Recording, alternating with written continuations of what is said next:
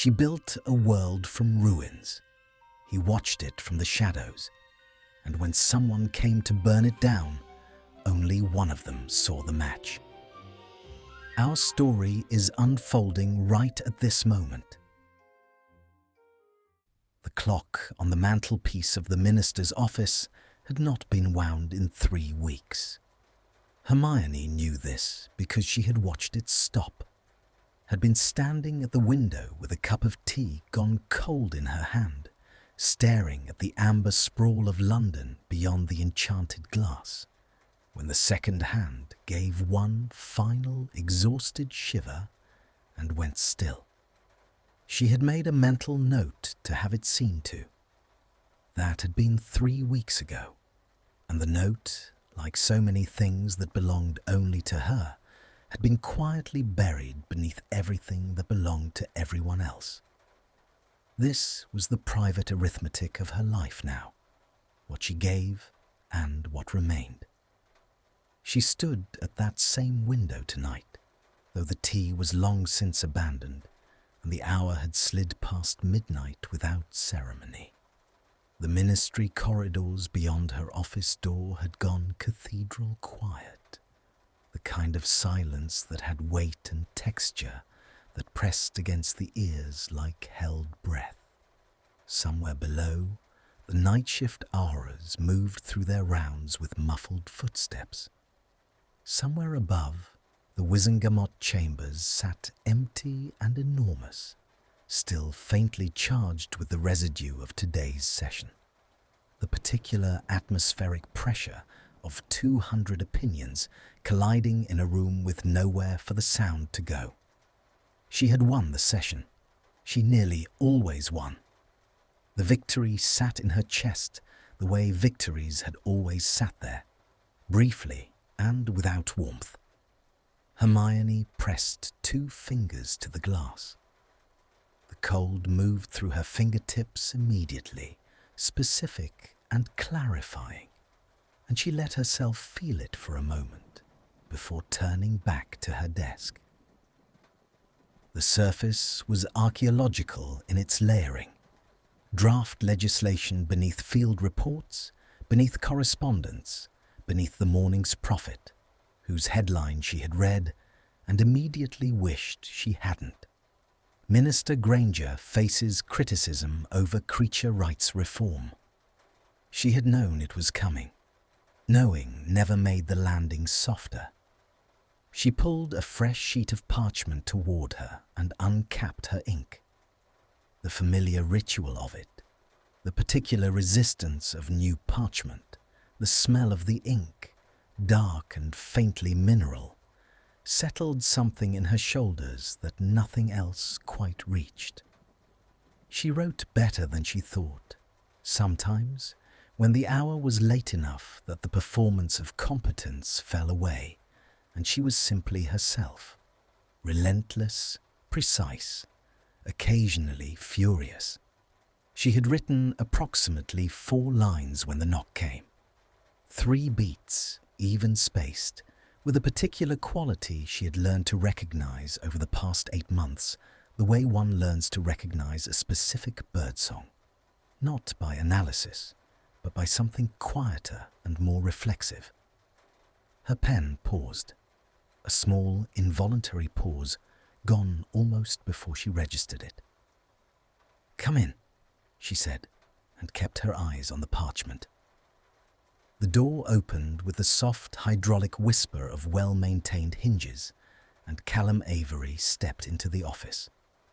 He was carrying 2 cups, real tea this time, not the canteen variety, and a leather-bound portfolio tucked under one arm, and he moved through the candlelight with the particular ease of someone who understood which rooms they were welcome in.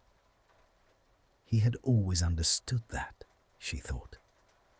It was one of the first things she had noticed about him, that he never made her feel intruded upon, even when she was. "You've been here since 7, he said. Not an accusation. An observation offered with the specific gentleness of someone who had learned that she responded better to facts thoughts than to concern. I am aware of when I arrived. The Jeffreys amendment needs your signature before 8 tomorrow, or the window closes. He set one of the cups at the edge of her desk, precisely far enough that the steam wouldn't touch the parchment. I've flagged the relevant clause. It's the 3rd paragraph, not the 1st. Whoever formatted the draft put the critical language halfway down the page where no one would find it. Hermione looked up then. She hadn't meant to, or rather, she had meant not to, which was a different thing entirely.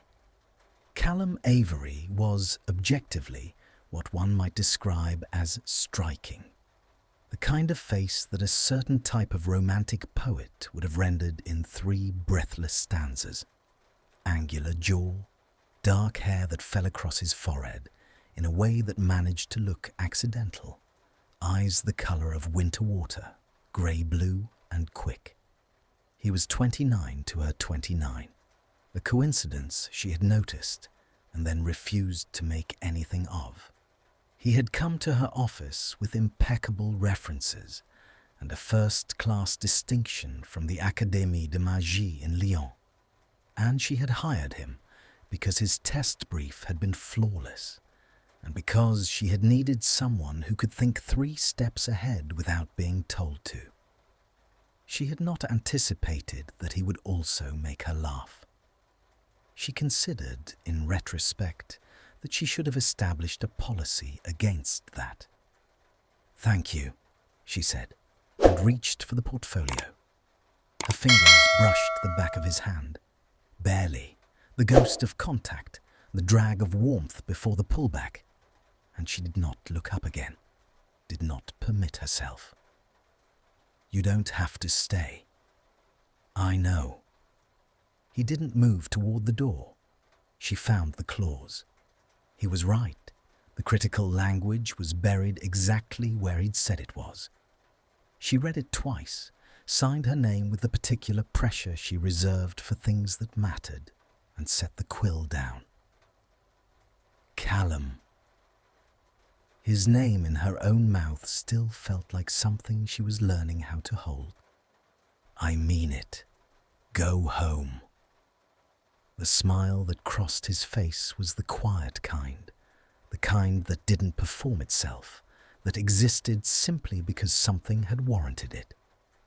He took the portfolio, straightened it against his palm and said, "I'll have the Confederation briefing on your desk by 6:30. I won't be here until 7. "I know," he said again, and this time she heard the warmth in it, low and deliberate, and something in her sternum responded to it like a string that had been plucked. She listened to his footsteps recede down the corridor. She listened until they disappeared. Then she sat very still for a moment, her hands flat on the desk, and looked at nothing. "This is foolish," she thought, with the brisk clarity she applied to all problems she found inconvenient. "He works for you. He is exceptional at his work. Do not mistake attentiveness for—" She picked up her quill. She finished the document. She did not finish the thought. The first time Draco Malfoy entered her office in his official capacity as head of the Department of Magical Law Enforcement, Hermione had been in the role of minister for precisely 6 weeks, and he had walked in wearing the particular expression of someone who had been told to cooperate and had decided to cooperate in the way that technically satisfied the requirement while violating its entire spirit. He was not what she had expected. Or rather, he was precisely what she had expected in silhouette. The height, the posture, the quality of stillness he had always carried like an atmosphere around him. But the specifics had shifted in ways she found herself noting, and then resenting the fact that she'd noted. The sharpness of him had refined itself in the years since Hogwarts. The cruelty that had once lived openly in his face had retreated to somewhere deeper and less legible. What remained was a kind of control so thorough it resembled composure only to people who weren't paying attention.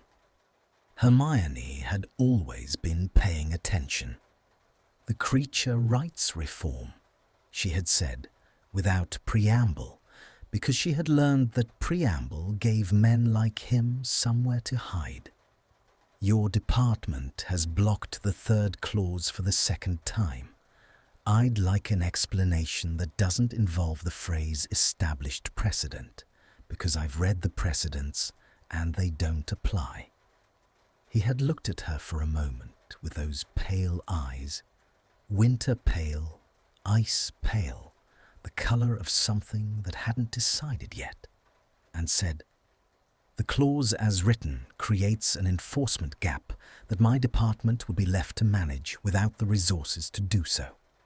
I've submitted the resource request 3 times, which I approved 2 weeks ago." A pause. "The funding hasn't been allocated. I'll speak to Clearwater in finance." She had made a note deliberately in front of him. "Is there anything else?" There had been something else. There was always something else with Draco Malfoy. She had understood that even at 11, had understood it in a specific, bone-level way that had nothing to do with rational analysis. He existed in layers, and the outermost one was almost always a misdirection. "The Avery appointment," he said. She set her quill down. "My assistant. Your assistant." He said it the way one repeats a word in a foreign language, correctly, precisely, without any of the native texture. "When was the vetting completed?" "Standard ministry procedure was followed in full. You're welcome to review the documentation." "I'd like to." "Then you'll submit the formal request through the appropriate channel, like anyone else." She held his gaze. Neither of them moved. "Is there anything further, Malfoy?" There was a quality to the silence that followed, a particular atmospheric density, the way the air thickens before lightning finds a path to the ground.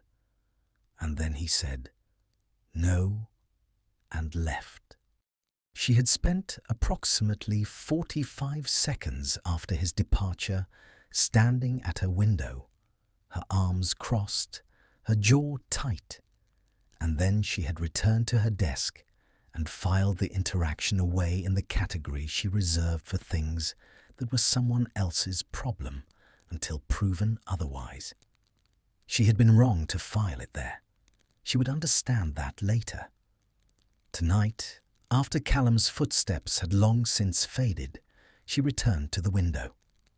London lay below her in its vast, indifferent sprawl. Muggle and magical pressed together like the pages of 2 different books forced into one binding, each unaware of how thoroughly it depended on the other. She had always loved this view for that reason. The hiddenness of things, the way the most essential structures were the ones you couldn't see. She pressed her forehead lightly against the glass. The cold was immediate and precise. It moved up through her skull, and she let it, because cold was honest. It didn't ask anything of you, didn't require you to be adequate or certain or composed. It simply was what it was, and it told you the truth about the temperature. She was, she admitted to the glass and to no one else, lonely in a way that had grown very specific recently. Not the general loneliness of a life structured around work. She had made a kind of peace with that, the way one makes peace with a chronic condition that isn't fatal.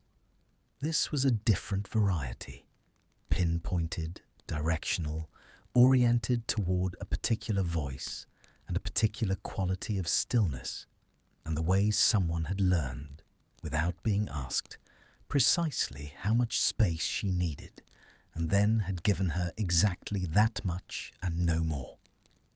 It was the no more that had begun to undo her, she realized. The restraint of it, the patience. She was not accustomed to being patient with herself about anything. Her breath fogged the glass. The city blurred softly.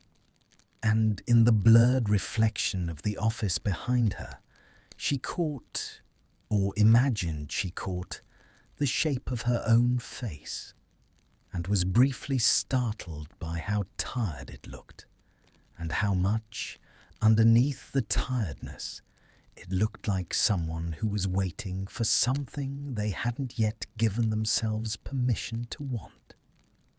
She pushed herself back from the glass. She gathered her things with the brisk efficiency of someone who had been efficient for so long it had become indistinguishable from instinct. She sealed the signed document in its official envelope. She checked the wards on her office door with 3 specific, well-practiced movements of her wand, each one producing a soft cord of golden light that settled into the doorframe like a held breath. She was halfway down the corridor when she stopped. She stood for a moment in the dark between 2 sconces, the candlelight throwing her shadow long and wavering across the stone floor. And she thought, with the exhausted clarity of someone who has been arguing with themselves long enough to forget which side they're on, that she was 31 years old, and she had rebuilt a world, and she had very carefully arranged her life so that no one could get too close, and that arrangement had been working perfectly until 8 months ago, when a man with winter water eyes had set a cup of tea at the precise edge of her desk, and known, without being told, which paragraph to flag. She started walking again. She did not notice in the shadows at the far end of the corridor, because she was not looking, because she was thinking about warmth and distance, and the particular way restraint could feel like a gift. The figure that stood very still against the wall, watching her go. He didn't move until her footsteps had entirely faded. Then Draco Malfoy uncrossed his arms, looked at the empty corridor for a moment with an expression that had no easy name, and turned to go the other way. He had a report to finish. It made for very uncomfortable reading. The report had no title. Draco had written it himself, which was unusual. He had people for documentation, competent people who understood the architecture of official language and could construct a ministry brief the way a stonemason constructs a wall. Solid, without gaps, nothing left to interpretation. He had used them for 11 years. He had not used them for this. The parchment lay open on his desk in the pre-dawn dark of his home office, weighted at the corners by objects he'd stopped seeing years ago. A bronze inkwell, a paperweight of Malfoy green stone, a wand rest that had belonged to his father, and that he kept there not from sentiment, but from the particular discipline of keeping things in sight that you needed to remember. The report was 12 pages. He had written and rewritten it across 4 nights, each draft more precise and more useless than the last, because the problem with what he knew was not how to say it. The problem was what saying it would cost. He stood at the window. He did that more than he used to, stood at windows in the early hours when the house was quiet enough that he could hear his own thinking without the interference of the day, and looked out at the grounds below. The manor's gardens had been redesigned after the war. His mother's work, quiet and absolute. She had removed everything that had served the dark aesthetic and replaced it with things that simply grew. It was, he had thought at the time, the most radical act he'd ever witnessed her perform. She had not announced it. She had simply begun. He thought about that sometimes. The difference between announcing a thing and doing it. The intelligence had come to him 3 weeks ago through a channel he maintained at considerable personal expense and considerable personal risk, because there were things the official apparatus couldn't see, not from incompetence, but from architecture. Certain names still moved through certain spaces with a freedom that the post-war settlement had never quite managed to revoke. The settlement had addressed crimes. It had not addressed inheritance. Callum Avery. Draco pressed his thumb against the edge of the bronze inkwell. The rim was sharp, machined to a fine line, and the pressure was specific and grounding. He let it be. Callum Avery was 29 years old. He had studied in Laon, which was true. His references were impeccable, which was also true, in the way that things constructed with very great care could be true on every verifiable surface while concealing something structural beneath. His maternal grandfather had been Corbin Avery, convicted Death Eater, released from Azkaban in the 5th year of post-war prisoner review on grounds of diminished culpability, a legal grey area that Draco knew something about personally, which was perhaps why he recognized the texture of it so readily in someone else. Corbin Avery had died 4 years ago. What he had passed on to his descendants was not primarily grief.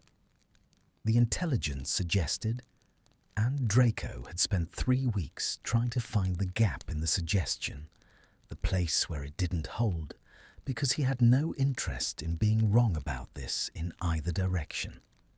That Callum Avery had been positioned in Hermione Granger's office with a specific purpose, not improvised, not opportunistic, planned with the kind of patience that Draco recognized viscerally from his own upbringing, the patience of people who had been taught that vengeance was not an impulse, but a project, and that projects required timelines. He pushed away from the window. The fire in the grate had burned low, red coals beneath grey ash, throwing just enough light to make the room legible without illuminating it. He picked up the report and read the 12th page again, though he had memorized it. The act of reading it was different from remembering it. Reading required you to encounter each word freshly, to feel the weight of the specific sequence, and he needed to feel it tonight, because tomorrow he was going to have to make a decision about what to do with what he knew. His options, as he had catalogued them, were these. He could take the report directly to Hermione, lay it on her desk, let her read it, and watch whatever the reading did to her face. This option had the advantage of being the most direct path to her safety, and the disadvantage of... He stopped the thought there, restarted it with the precision he applied to things he found himself avoiding. The disadvantage was that she would not believe him. Not immediately. Possibly not at all. He had spent 11 years giving Hermione Granger no particular reason to trust his judgment about anything, and a report with no official provenance, delivered by a man she associated primarily with obstruction and the smell of expensive antagonism, was not going to dismantle 8 months of carefully constructed affection in a single meeting. He knew what she felt for Avery. He had not needed intelligence for that. He had needed only to be in the same room with both of them once, which he had been at the ministry reception in October.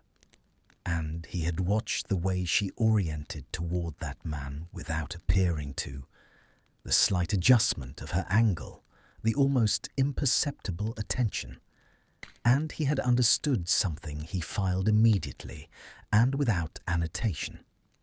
He could go to the Opera office, anonymously or not, present the intelligence, let the machinery handle it.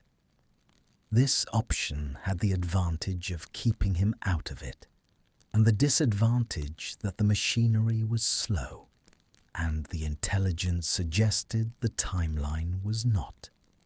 Beyond which, anonymous tip to the auras, delivered without context or source, about the assistant of the Minister for Magic, was exactly the kind of thing that got buried under political considerations before it reached anyone with the authority to act. Which left the third option, the one he had been circling for 3 weeks, like a man walking the perimeter of something he hadn't decided yet how to approach. He could do it himself, quietly, methodically, the way his mother had redesigned the gardens, not by announcing anything, but by beginning. He set the report down. He went to the fire and stood before it with his hands behind his back, a posture so habitual it had ceased to be a choice. And he looked at the coals and thought about Hermione Granger's face at that reception. Not the angle toward Avery, but the other thing he'd seen, earlier in the evening, before she'd noticed he was watching. She had been standing alone near one of the tall windows with a glass of something she wasn't drinking, and her expression had been not sad precisely, something more specific than sad. The look of someone who has arranged everything very carefully and is standing back to assess the arrangement and finding it in some fundamental way that resists articulation, not quite right. He knew that look. He had worn it himself for the better part of a decade. He had turned away before she could catch him looking. That was the thing about Draco Malfoy that he did not examine in official reports, or in conversation, or in any medium that required the thought to become fully legible. He had been paying attention to Hermione Granger for a very long time, and the nature of that attention had shifted across the years in ways that he had never found a satisfactory framework for. And so, he had done with it what he did with most things that resisted management. He had kept it contained and functional, and had not asked too much of it. He was not in love with her. He told himself this in the specific, even tone he used for factual statements. He was not in love with her. He was, however, aware of her in a way that had long since exceeded professional relevance, and that awareness carried with it a weight of accumulated detail, the particular velocity of her thinking, the precise register of her voice when she moved from argument into certainty, the way she wore exhaustion like a second set of clothes she'd forgotten she'd put on. That made the prospect of her being harmed by something he could prevent into something that sat below his sternum like a coal. Not sentiment, accountability. He had accumulated enough of the latter in his life that he had become expert at distinguishing it from the former. He returned to the desk. He picked up his quill. He began, for the 5th time, a letter that he was not going to send. Not yet, not directly, but that he needed to write anyway, because writing was how he thought, and he needed to think this through to its clean edge. Granger, he wrote. He stopped, looked at the word. The shape of her name in his handwriting had a quality he couldn't account for, something in the particular drag of the quill across the parchment, and he sat with it for a moment before continuing. There is something in your office that does not belong there. I am not referring to the filing system, though we could have that argument another time. I am referring to someone. I am aware that this will mean nothing to you coming from me, and I am not writing this letter to ask you to take my word for anything. I am writing it because... He stopped again. He crossed out because... He sat for a long moment with the quill hovering over the crossed-out word, and the fire made small, private sounds behind him, and the house was silent in the specific way of large houses in the hours before dawn, a silence with volume to it, with dimension. And he thought about the 12th page of the report, and the timeline, and the weight of the bronze inkwell, and the way his mother had simply begun. He put the quill down. He folded the letter, unsent, unfinished, answering nothing, and placed it beneath the paperweight. Then he reached for a different sheet of parchment, and he began to write a formal request. A review of ministry security protocols addressed to the Aura Office's internal liaison, requesting a comprehensive audit of all Level 5 staff appointments from the past calendar year. The language was impeccable. It was 3 paragraphs. It said nothing that could be traced back to what he knew, and everything that would force someone to look at documents they had been comfortably not looking at. It would create delay. It would create questions. It would not, by itself, be enough. But it was a beginning. He sealed it with his official mark, the Malfoy seal pressed into green wax, a formality he maintained because formality was sometimes the only armor available, and set it aside for morning dispatch. Then he did something he rarely did at this hour, which was to simply sit, not working, not reading, sitting in the low red light of the dying fire in the chair that had been his father's, and that he had kept for the same reason he kept the wand rest. Not sentiment, not sentiment. And he looked at the far wall and thought about nothing specific, which meant he thought about everything in the undirected way of a mind that has been precise for too long and needs, briefly, to be shapeless. What surfaced, without his permission, was the reception again. Not Avery. Not the intelligence. Not the angle of her attention or the political calculus of the evening.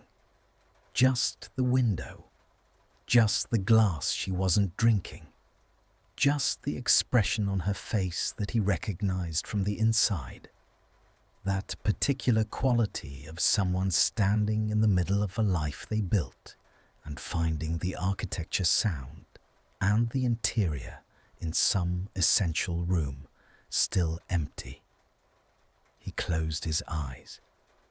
He would protect her because it was right to protect her, because he had spent enough of his life on the wrong side of those questions to be precise now about which side he stood on, because the intelligence was real and the timeline was not generous, and there was no version of this in which he walked away from what he knew and remained the person he was trying, incrementally, to be.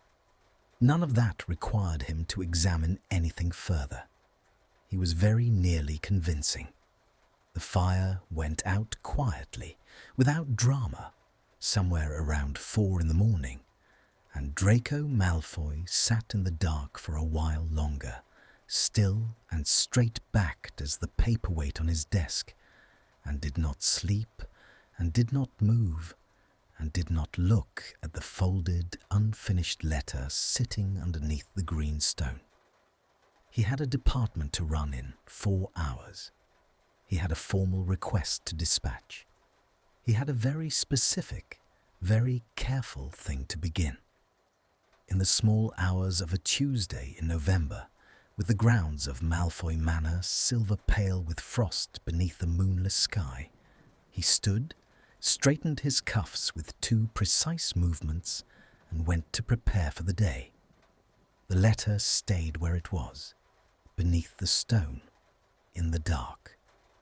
The thing about trust, Hermione had learned, was that it didn't arrive. It accumulated. It accumulated the way sediment accumulates at the bottom of a slow river, particle by particle, invisibly, until one day you looked down and found the riverbed had changed shape entirely, and you couldn't remember exactly when the change had begun, only that it had, and that the new shape felt more like the truth than the old one ever had. 8 months of particles, 8 months of half-6 briefings and correctly flagged clauses, and tea at the precise edge of her desk. 8 months of Callum Avery learning the particular grammar of her silences. Which ones meant leave me to think, and which ones meant stay, just don't speak yet. With an accuracy that she had initially attributed to professional intelligence, and had lately, in the privacy of her own mind, stopped attributing to anything so safely impersonal. It was a Wednesday in late November when it shifted from accumulation into something with weight. She had been in back-to-back sessions since 7, the Wizengamot Subcommittee on Werewolf Employment Law in the morning, 2 hours of Confederation correspondence after lunch, an unscheduled visit from the Bulgarian delegate who had opinions about the Quidditch regulatory framework that he felt needed expressing at length and in person. By 4 o'clock, her voice had the quality of parchment left in the sun, and the thought of the remaining 3 items on her agenda produced a sensation in her chest that she recognized as the early architecture of despair. She was staring at the 3rd item, a 17-page supplementary brief on goblin banking arbitration that she had been meaning to read for 6 days, when Callum appeared in the doorway and said, without preamble, "The Wizengamot Subcommittee wants to reschedule Thursday's follow-up to next week. Thursday doesn't work for them, or Thursday doesn't work for Burbage." Burbage. A pause. "I've already moved it. You have Thursday afternoon clear. The goblin brief can wait until Friday. I've spoken to Ragnuk's office and they're amenable." She looked at him. He was leaning against the doorframe with his arms loosely crossed, the late afternoon light from the corridor falling across one shoulder, his expression carrying that particular quality it had sometimes, a careful neutrality that she had learned over months to read as consideration rather than blankness. He had been thinking about her afternoon. He had solved 3 problems she hadn't yet articulated. "What would I do without you?" she said, and meant it to land lightly, the way one means a pleasantry to land. But something in the delivery failed, some small internal miscalculation, and it arrived instead with the full weight of its literal meaning, and they both felt it, and neither of them moved for a moment. "Drown in arbitration briefs," he said, and the deliberate lightness of his reply was its own kind of answer. She looked back at her desk. She straightened the top page of a document that didn't need straightening. "Stay a moment," she said, to the document, not quite to him. "Close the door." The door closed. The ambient noise of the ministry corridor, those particular sounds, the distant crack of apparition, the murmur of enchanted memos navigating the air, was cut cleanly away, and the office became its own quiet country, bounded by the warded walls and the candlelight, and the view of London going amber in the early dark. He sat in the chair across from her desk, not the formal upright of a subordinate, but the slightly easier angle of someone who has been invited rather than summoned. And she was aware of the distinction, and she was aware that she had created it. And she looked at her hands for a moment before she spoke. "The Creature Rights Bill passed committee this morning," she said. "I know. It's going to be ugly in the full chamber. There are 7 votes I can't predict, and 4 I'm probably going to lose." 3, he said. "Whitmore shifted after the morning session. I spoke to his aide."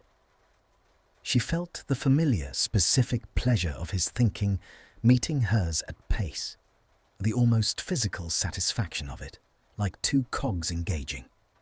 She had not felt that with many people. Harry, sometimes, in their best moments.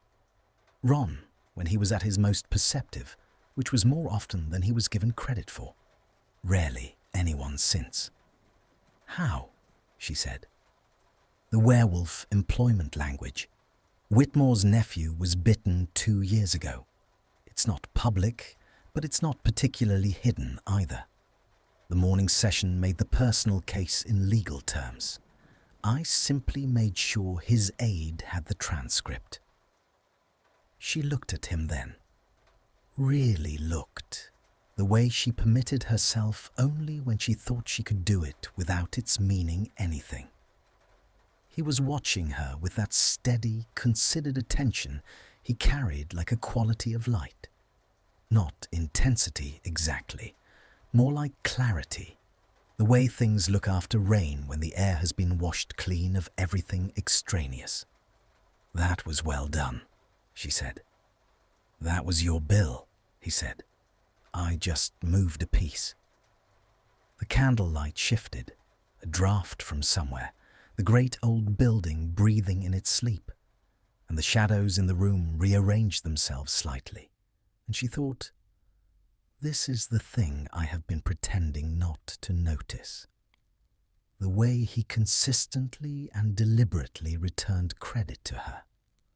The way he positioned himself in relation to her work, not as a contributor, but as a condition, something that made her more possible rather than something that competed for the same space. She had known men who used helpfulness as a form of acquisition. She had learned to recognize that particular dynamic early and to sever it cleanly. This was not that, or it didn't feel like that. The distinction, she was increasingly aware, was not something she could adjudicate objectively. "Callum," she said. "Hermione," he said, and the use of her given name, not unprecedented. They had moved past surnames months ago, but still carrying a slight charge each time, like touching a door handle in winter, made her stop. "I need to ask you something, and I'd like you to answer it without being diplomatic." Something shifted in his expression, a very slight increase in stillness. "All right. Is this—" She stopped, started again. "Are we—" Another stop. She, who had never in her life been at a loss for the precise word, sat across from this man in the candlelight and found the sentence unavailable in any form she was willing to speak aloud, and he watched her not find it with the same unhurried attention he gave everything, and finally she said, "You know what I'm trying to ask." "Yes," he said. "Then answer it." He was quiet for a moment. Outside the enchanted window, London was completing its daily migration from day into evening, the sky moving through registers of orange and rose, and the particular deep blue that preceded dark. She watched his face while he considered his answer, and she noticed, as she had begun to notice things about his face with an involuntary specificity that alarmed her. The slight tension at the corner of his jaw, the way his gaze dropped briefly to the desk surface before returning to her. "I think," he said, "that I have been very careful." "I know," she said. "So have I."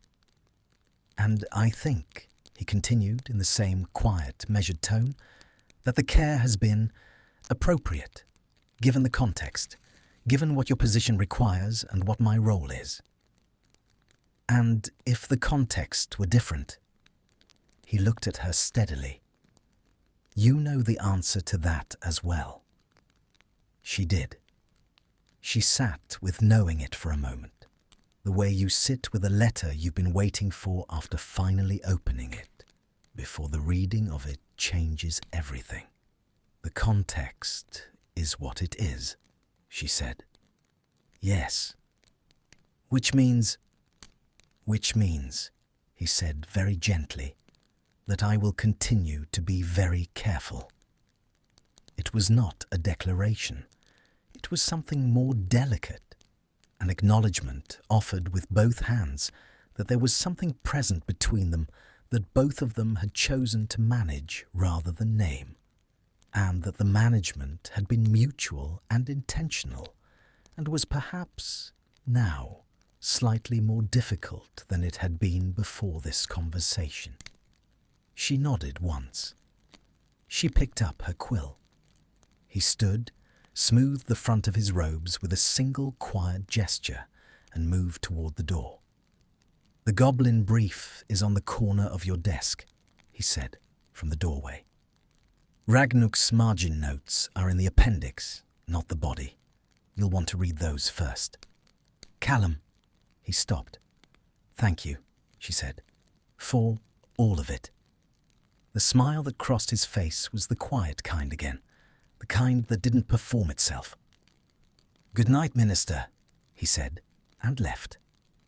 She sat for a long time after, not reading, not writing, her quill held in her hand at an angle that would have produced no useful mark, even had it touched the page. The candles burned. London completed its darkening. And Hermione Granger, who had rebuilt a world on the principle that information was the most reliable form of safety, sat in the middle of a feeling she had not asked for and could not fully name and found, with the dim recognition of someone who has walked into a room and only then noticed the walls, that she was further in than she'd known. It was on that same Wednesday, 3 floors above and 40 minutes later, that Draco Malfoy stood in the internal records corridor with a disillusionment charm pulled to near invisibility, watching a man he had been quietly researching for 3 weeks meet with someone he had not expected. The meeting was brief.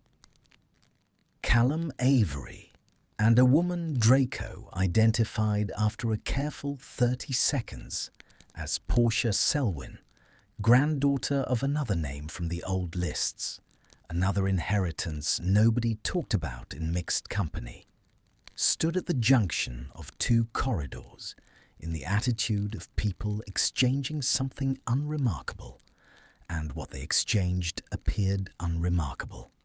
A folded note passing from her hand to his with the naturalness of a thing rehearsed. Avery pocketed it without reading it. Selwyn walked away in the direction of the flue points. 11 seconds total. Completely deniable. Beautifully ordinary.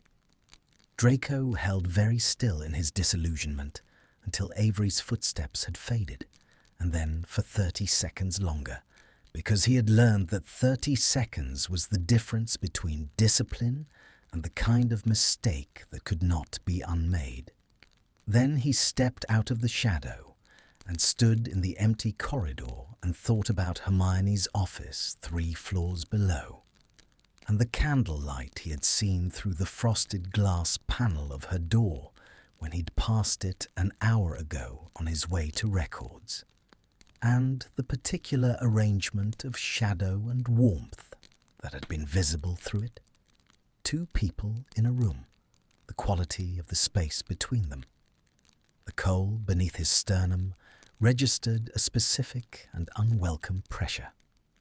He turned it into movement. He walked to the staircase. He began to compose, in the precise and ruthless workspace of his mind, the next step in the sequence he had mapped across 4 sleepless nights. Not a letter this time, not a formal request, but something more direct, more targeted, something that would require him to put himself in Hermione's path again in a way she would resent, because the alternative was the other thing, and the other thing was not available to him.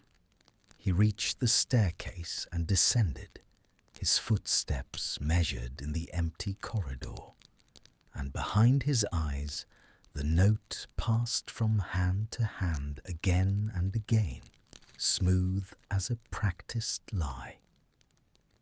He had perhaps 2 weeks, possibly less. He began to move faster.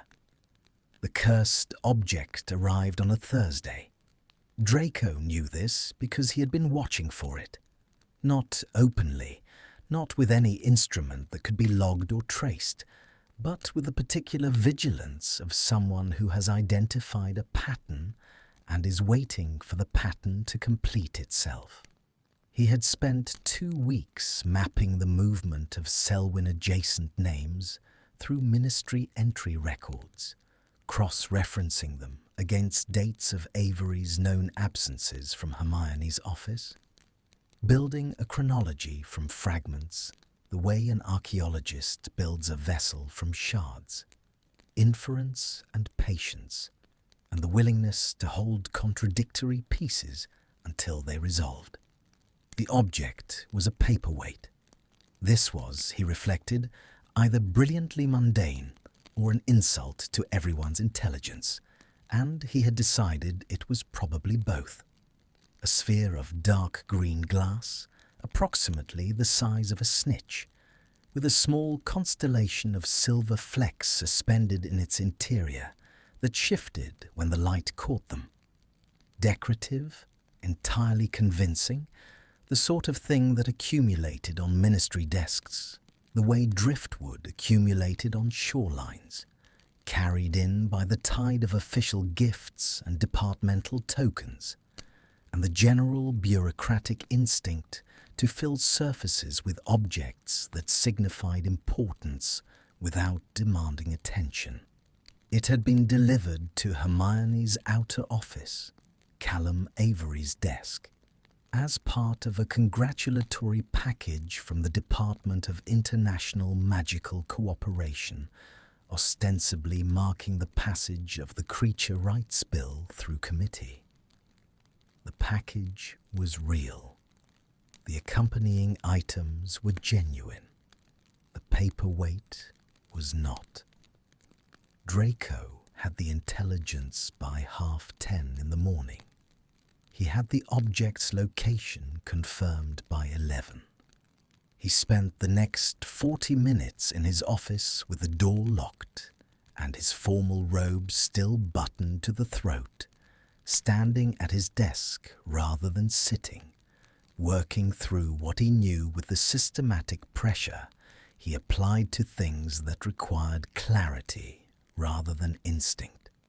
The curse embedded in the glass was, according to his source, a slow activation compulsion variant. Not immediately dangerous, not the kind of thing that announced itself with visible effects.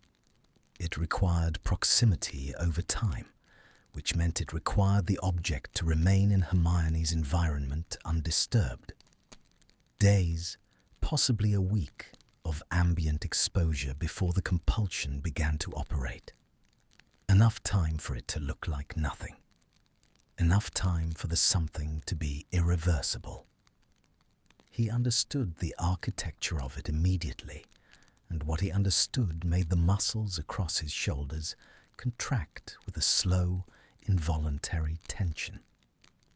The compulsion wasn't designed to harm her physically. It was designed to compromise her judgment, specifically directionally, to enhance existing trust, to smooth the particular friction that kept rational people from becoming completely credulous. Applied over time, in the enclosed space of her office, in the presence of the person she was already inclined toward. He stopped the thought there. He picked up his wand. The difficulty was extraction. He couldn't walk into the minister's office and remove an object from her assistant's desk without a justification that would survive scrutiny.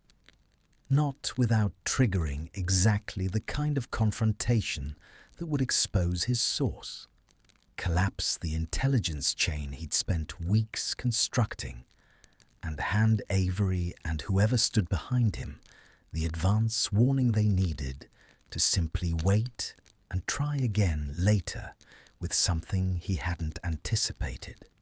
He needed the object gone without its disappearance being noticed as removal. He needed, more precisely, a reason to be in that office. He stood at the window for approximately 90 seconds, which was longer than he usually needed, and then he reached for the interdepartmental memo system and drafted a request. A formal review of security classifications for all objects entering Level 2 ministerial offices, effective immediately, citing the recent Confederation intelligence exchange as grounds for an elevated threat assessment. The memo was addressed to Hermione's office. It would require a response. The response would require a meeting. The meeting would require him to be in the room. She sent back a reply within 20 minutes that managed, in 3 sentences, to convey that she found the timing suspicious, the justification thin, and his general approach to interdepartmental relations somewhere between exasperating and contemptible. It was, he thought, the most efficiently hostile correspondence he had received in his professional life, which was saying something. He drafted his response with equal efficiency and none of his actual thoughts, and by 2 o'clock he was standing outside her office door, which was open, which meant she was expecting him, which meant she intended for this to be witnessed. He walked in. She was at her desk. Callum Avery was at his desk in the anteroom. Draco passed through it without looking directly at the man, using the practiced peripheral awareness of someone who had learned early that the most useful observations were the ones that looked like no observation at all. The paperweight was on the right corner of Avery's desk, catching the afternoon light, its silver interior constellations drifting in their slow, decorative orbit. He registered its exact position and moved on. Malfoy.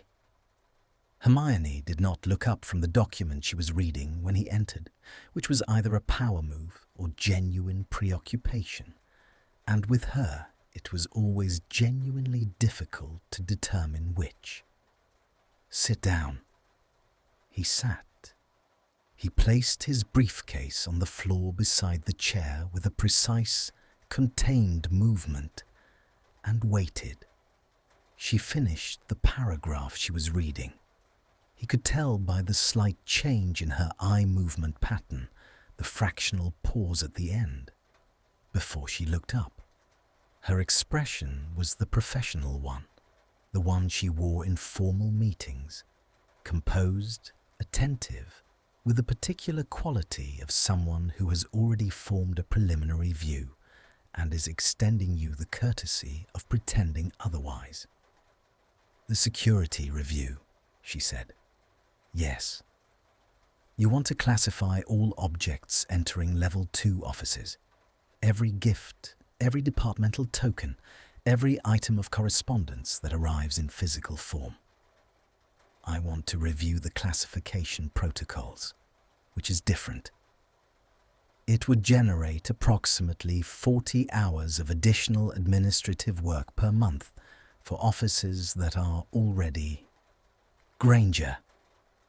He said her name with exactly enough weight to interrupt without aggression, and she stopped, and something moved across her face. Not quite surprise, more like the recalibration of someone who has been expecting a particular frequency and received a slightly different one. I'm not here to argue the administrative burden. I'm here because the protocol requires a physical assessment of the current environment before any review can be formally initiated. A pause, precise and loaded. Meaning, she said, you need to look around my office and the anteroom. She studied him for a moment with that particular focused attention she had. The attention that had always made him feel, since they were children, that she was reading something written in small print just behind his eyes. He held very still under it, the way you hold still when something is assessing the quality of your stillness. Fine, she said. You have 10 minutes. He stood. He moved through the office methodically, with the slow, deliberate performance of a man conducting a legitimate assessment, touching nothing, noting things, occasionally making a mark in the small notebook he'd brought for exactly this purpose. He checked the ward anchors at the window. He examined the document seal on the storage cabinet. He moved into the anteroom with the same unhurried professional authority, and Callum Avery looked up from his desk with an expression of polite, neutral inquiry. Routine security assessment, Draco said. Of course. Avery's voice was pleasant, entirely pleasant, the voice of someone with nothing to conceal. Is there anything I can help with? No. He moved along the perimeter of the room, checking the points where warding spells anchored to the walls, and arrived at Avery's desk from the left side, and spent approximately 15 seconds examining the ward anchor near the window. And in those 15 seconds, he performed the extraction charm. Wandless, wordless, a technique that required a level of precision most practitioners couldn't maintain without a wand, and that he had spent a considerable portion of his 20s learning, because there were situations in which the wand was the loudest thing in the room. The paperweight's cursed interior collapsed silently. The glass sphere sat on the desk unchanged in appearance. He hadn't removed it, hadn't touched it, hadn't created any visible disturbance. What he had removed was the embedded structure. The shell remained. The intention was gone. He turned from the window. He made a final notation. He returned to Hermione's office. Assessment complete, he said. She was watching him with her arms crossed, standing behind her desk now rather than sitting, which meant she had stood while he was in the anteroom, which meant something had made her want the psychological advantage of being upright. He noted this without expression. And, she said, the ward anchors on the east window need resetting. I'll send someone from facilities. That's all? That's all. The silence between them had that particular quality again. The atmospheric density, the pressure of something unsaid pressing against the surface of what was.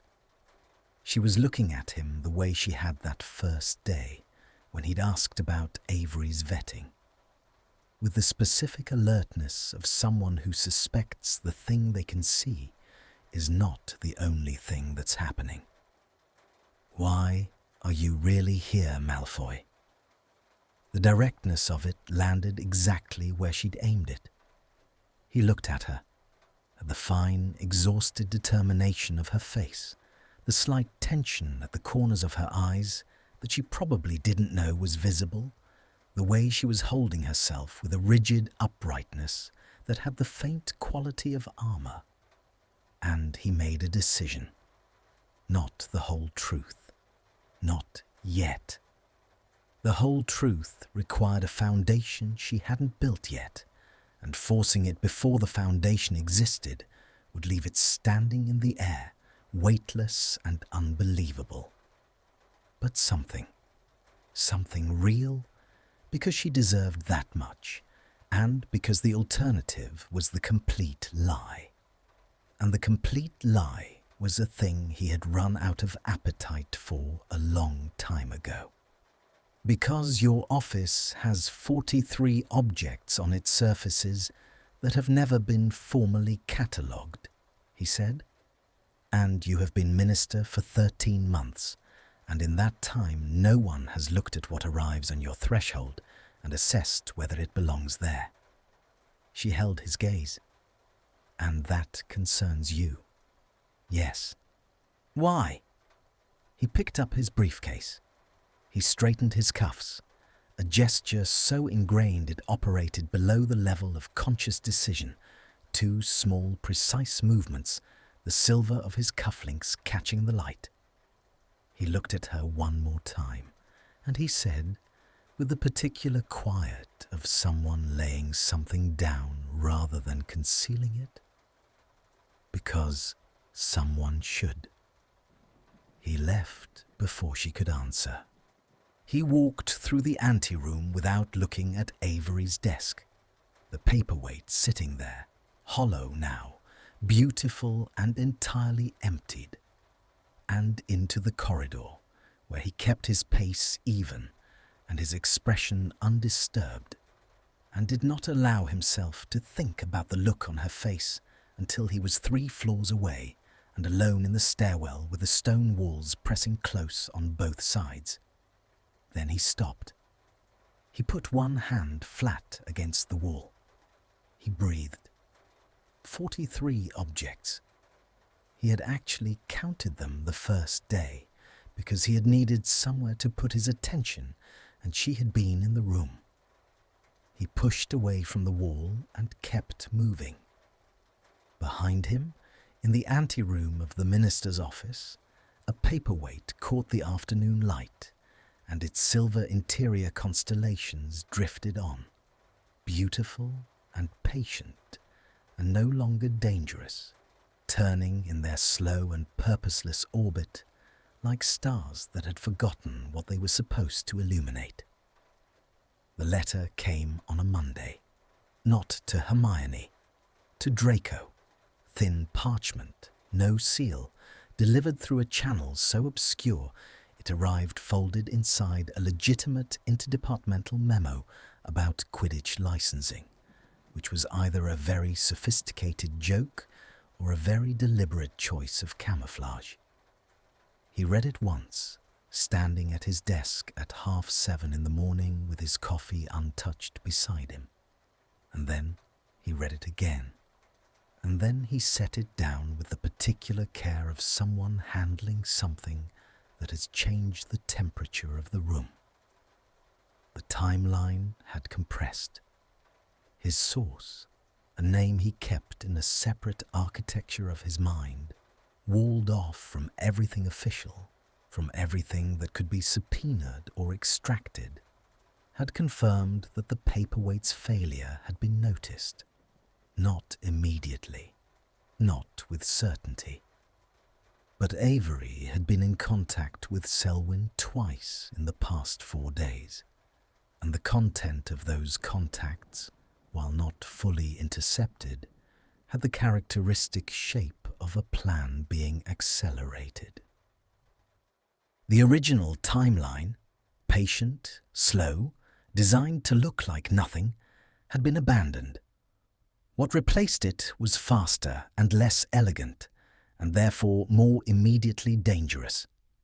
There was a meeting scheduled, private, off ministry, the location not yet confirmed.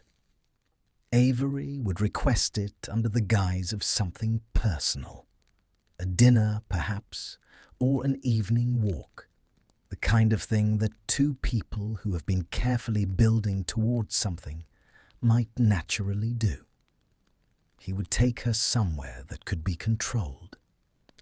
The compulsion variant had failed, so what replaced it would be more direct, and more direct meant more visible, which meant the window for intervention was narrowing to something he could almost count in hours.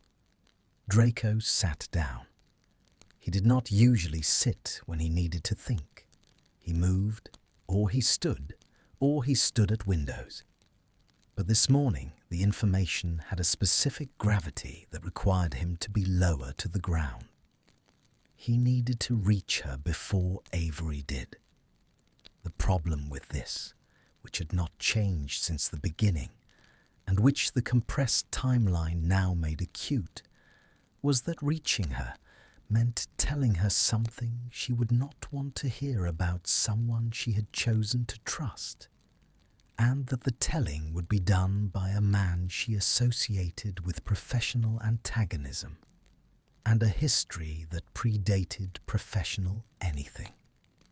He had spent weeks building a foundation, the formal requests, the security review, the small and undeniable fact of his presence, and what he had built was still not enough. He could feel the inadequacy of it, the way you feel a gap in a warding structure. Not visible, but atmospherically present, a place where the warmth bleeds out. He needed to force contact, real contact, not the managed formality of official meetings. Something that required her to be in the same space as him, without the desk between them, without the armor of their respective roles. Minister, department head, adversaries by institutional gravity. He thought for a moment about what would bring her somewhere unguarded. Then he thought about what she cared about most, and the answer was so immediate and so obvious that it almost embarrassed him. He reached for a fresh sheet of parchment. The note he sent was brief and entirely unlike his previous correspondence. No formal header, no department seal, just his handwriting, which was precise and slanted, and had once, in a potions classroom a very long time ago, been described by a teacher as the hand of someone who believes everything he writes is important, which had been meant critically, and which Draco had, even then, been privately unable to disagree with. Granger. The werewolf employment clause in the Creature Rights Bill has a structural flaw that will surface in the full chamber vote and cannot be corrected from the floor. It can be corrected now. I have the relevant case precedent. If you want it, come to the 8th floor conference room at 6 tonight. Come alone. M. He sent it through the internal system and then sat for 40 minutes doing actual departmental work with approximately 40% of his attention, waiting. Her reply arrived at 9:14. 3 words. This had better be real. He wrote back 2. It is. She arrived at 6:03, which told him she had debated with herself for 3 minutes in the corridor outside.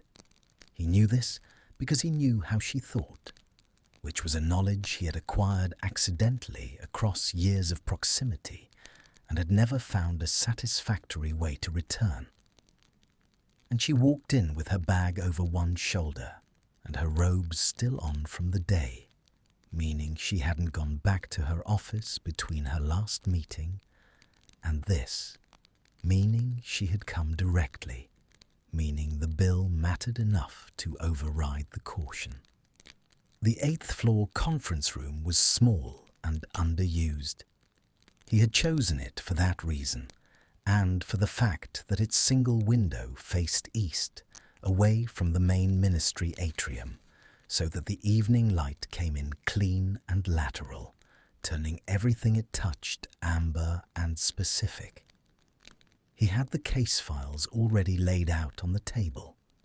He was standing when she entered, which he had decided against performing as courtesy, and performed anyway, because the alternative, sitting while she walked in, felt like a wrong note. "Malfoy," she said, by way of greeting and territorial establishment. "Granger." He gestured to the chair across from where the files were laid out. "Sit down." She sat. She pulled the nearest file toward her immediately, before he could speak, because that was how she operated. She took the information first and the context after, processing in the order that suited her rather than the order it was offered. He had long since stopped finding this irritating. It was simply how her mind worked, and her mind worked in ways that he had spent considerable effort pretending not to find remarkable. He let her read for 4 minutes without speaking. "Clause 7, she said without looking up. "Clause 7, he confirmed. "The language limits enforcement to registered cases, which sounds comprehensive until you read the Falmouth precedent from 1987, which defines registered in a way that excludes anyone who was bitten after the registry closed in 1994. She looked up. Her expression had shifted, the territorial alertness of her arrival replaced by something more focused, more internal, the look of a mind encountering a real problem and immediately beginning to dismantle it.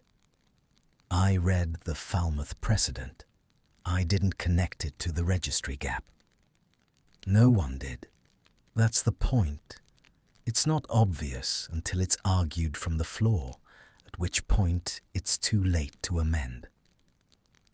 She was quiet for a moment. He watched her work through it. The specific quality of her silence when she was thinking was different from all her other silences, had a texture to it, an almost palpable friction, as though the thinking itself was creating heat. Her right hand moved to the edge of the file and her fingers pressed lightly against the paper, a small, unconscious gesture of contact with the material, as though the thinking and the touching were part of the same process. "The corrective language," she said. He slid a single sheet across the table. She read it. Her lips moved very slightly on one phrase, a habit she had when she was testing language for precision, running the words against some internal standard he could not access. And then she set it down. "This works," she said. "Why are you giving it to me?" The directness of the question landed in the room with a clarity that made the air feel thinner. He had been expecting it. He had prepared for it. He had decided on the walk from his office to this room exactly how much of the truth he was going to offer and in what order. But sitting across from her in the lateral amber light with the files between them and the questions still ringing slightly in the silence, the prepared answer felt like something built in the wrong dimensions for the space it had to occupy. "Because the bill matters," he said, "and because a flaw that surfaces in the chamber will be used to undermine the entire reform, not just the clause." She studied him, the small print behind his eyes again.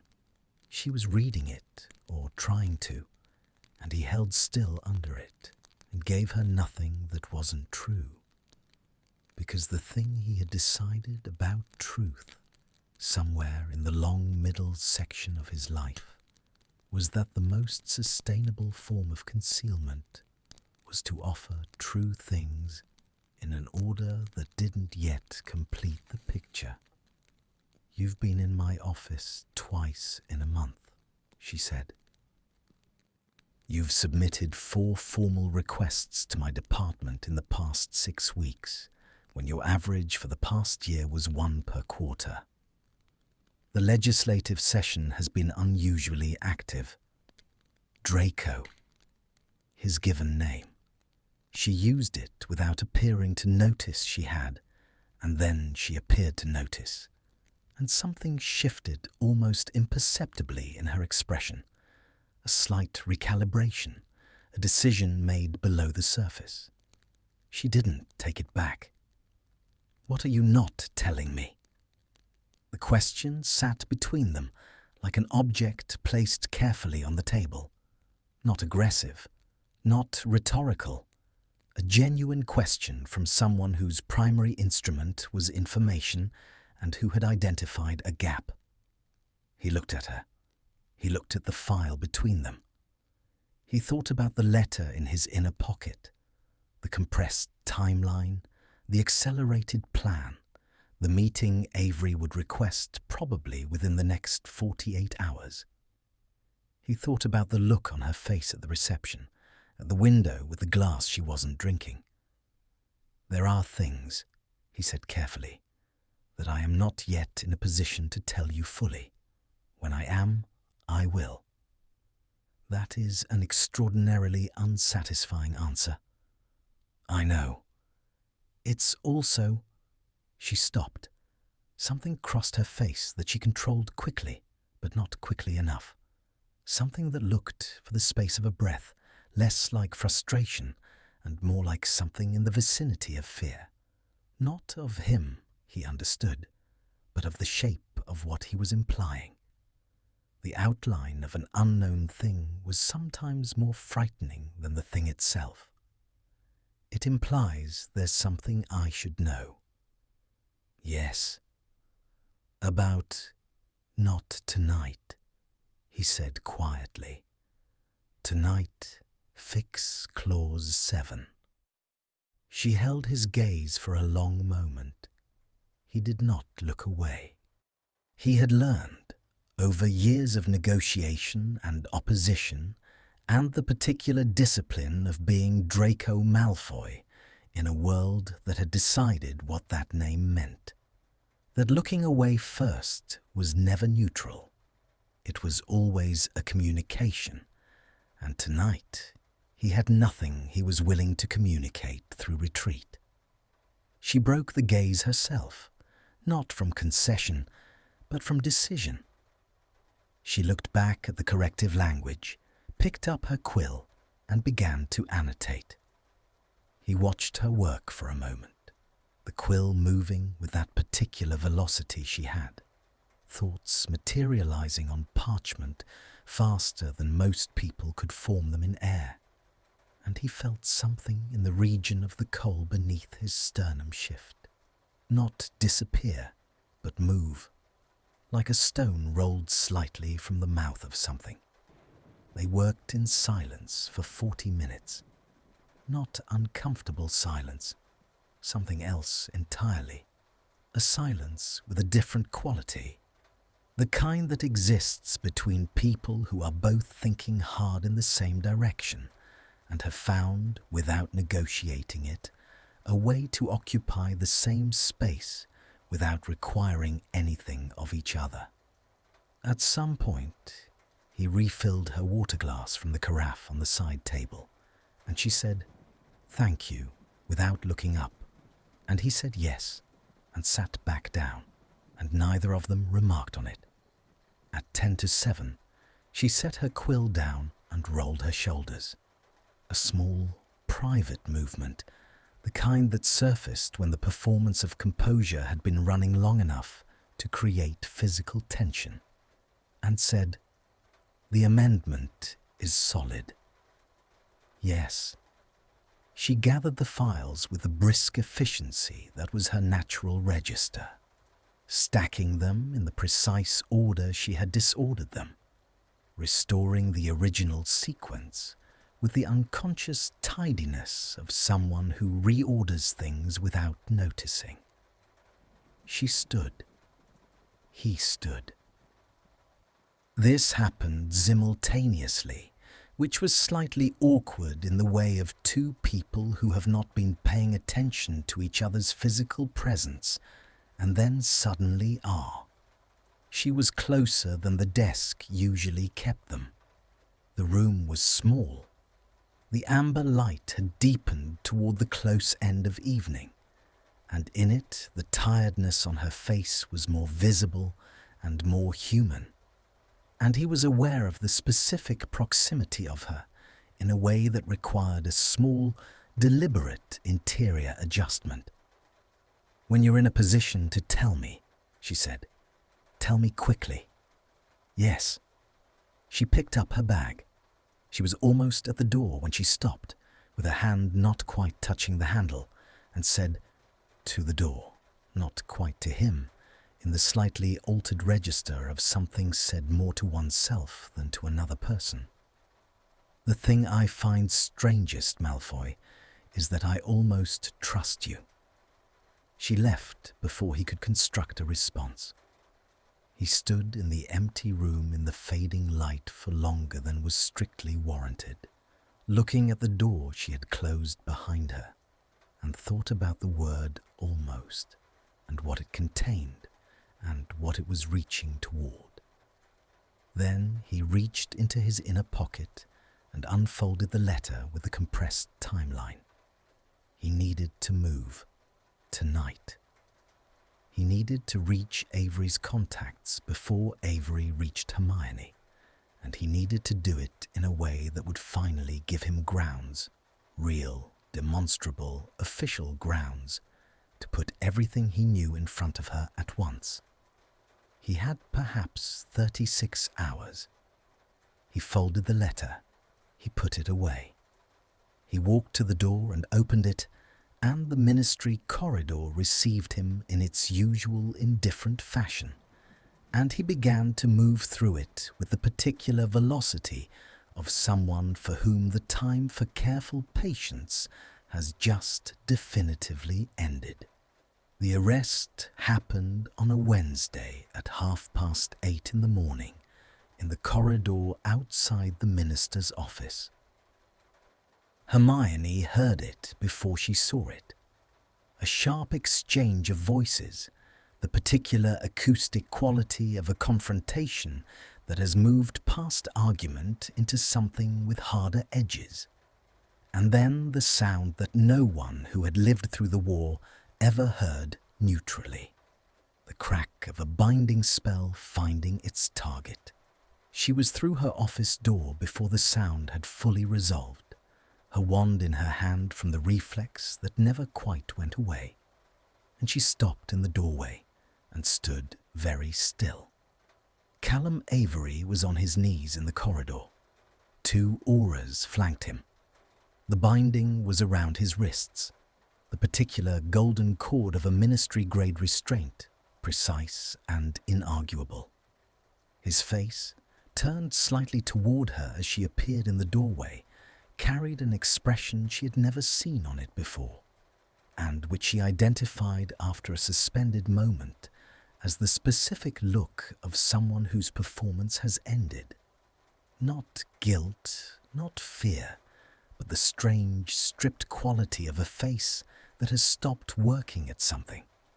Behind the auras, off to the left, standing against the corridor wall with his arms crossed, and his expression carrying its practiced neutrality, was Draco Malfoy. He was looking at her. She looked back at him. The world had rearranged itself in the past 4 seconds into a configuration she did not yet have language for, and she stood in her office doorway with her wand in her hand, and her mind moving at the particular velocity it reached when it was processing something it didn't want to be true, running the calculation and running it again, looking for the place where the numbers didn't add up. The numbers added up. Minister Granger. The senior aura, Williamson, she knew him, had worked with him across 3 separate cases, turned to her with the careful expression of someone delivering information to a person they respect and are about to hurt. We need to ask you to remain in your office for approximately 1 hour while we complete the arrest procedures. We'll require a statement afterward." "What is the charge?" she said. Her voice was completely level. This surprised her. "Conspiracy to commit compelled enchantment against a ministry official. Possession and deployment of a classified cursed object within a restricted government space. Affiliation with a prescribed network." Williamson paused. "There are additional charges being processed." She did not look at Callum again. She could not. She looked at the corridor wall, stone, old, worn smooth by a century of passing hands. And she breathed, and she thought, 8 months. She thought, the cup of tea at the precise edge of the desk. She thought, you know the answer to that as well. Hermione. The use of her given name, in that voice, from that direction, broke through something she had been holding very tightly without knowing it. She turned. Draco had moved, not far, 2 steps toward her, standing now at the edge of the space between the auras and her doorway, and his expression had changed. The neutrality was still there, but something had come through it, something she didn't have a category for yet, something that looked like it had been waiting behind the neutral surface for a long time. "Go inside," he said quietly. Not an order, something more careful than an order. She went inside. The hour that followed was the particular variety of time that does not move at any reliable rate. She sat at her desk, which was the only thing that felt like an available action, and she did not read, and she did not write, and she did not do anything that could be described as a task. She sat. The city moved in the enchanted window with its customary indifference. A memo sailed through the gap under her door, encountered the quality of the room, and settled on the floor near the bookcase as though deciding to wait. She thought about the paperweight. It had arrived 3 weeks ago in a package from International Magical Cooperation, and she had glanced at it on Callum's desk and thought it was a nice object, decorative, the kind of thing that accumulated. She had not touched it. She had been in its proximity every day for 3 weeks. She thought about the security review, the 8th floor meeting. The ward anchors on the east window need resetting. The wandless, wordless something she had almost registered as a shift in the room's atmosphere during those 15 seconds by the window, and had attributed to the quality of old ministry air. She pressed her hands flat on the desk. He had known.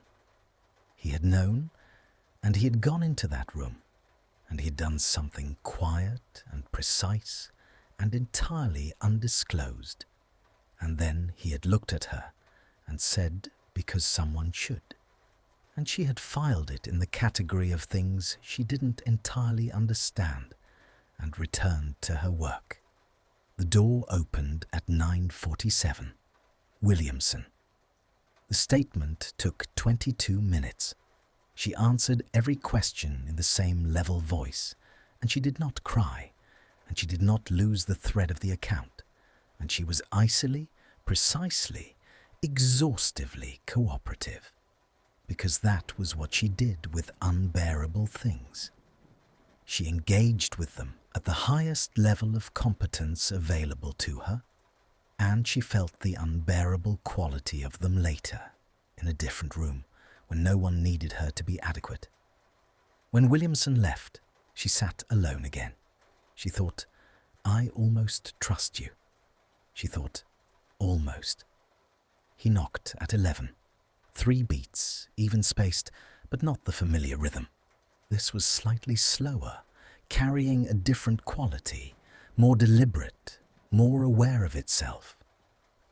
She knew it was him before she said, "Come in." And he entered and closed the door behind him and stood for a moment just inside the threshold, as though checking whether the room would tolerate his presence. She was standing at the window, the city, the enchanted glass, the view she came to when she needed something that wasn't going to ask anything of her. She heard him cross the room. She did not turn. He stopped a few feet behind her. She could feel the specific weight of his proximity, the displacement of air, the warmth, and they stood like that for a moment in the particular silence of two people who have arrived at a place neither of them has a script for. "How long?" she said. "I confirmed the first intelligence 6 weeks ago." A pause. "I had a suspicion before that." "And you didn't tell me?" "No." "Why?" Not an accusation. A genuine question, the same quality as the one in the conference room. Direct, real, reaching for the actual answer rather than the available one. He was quiet for a long moment.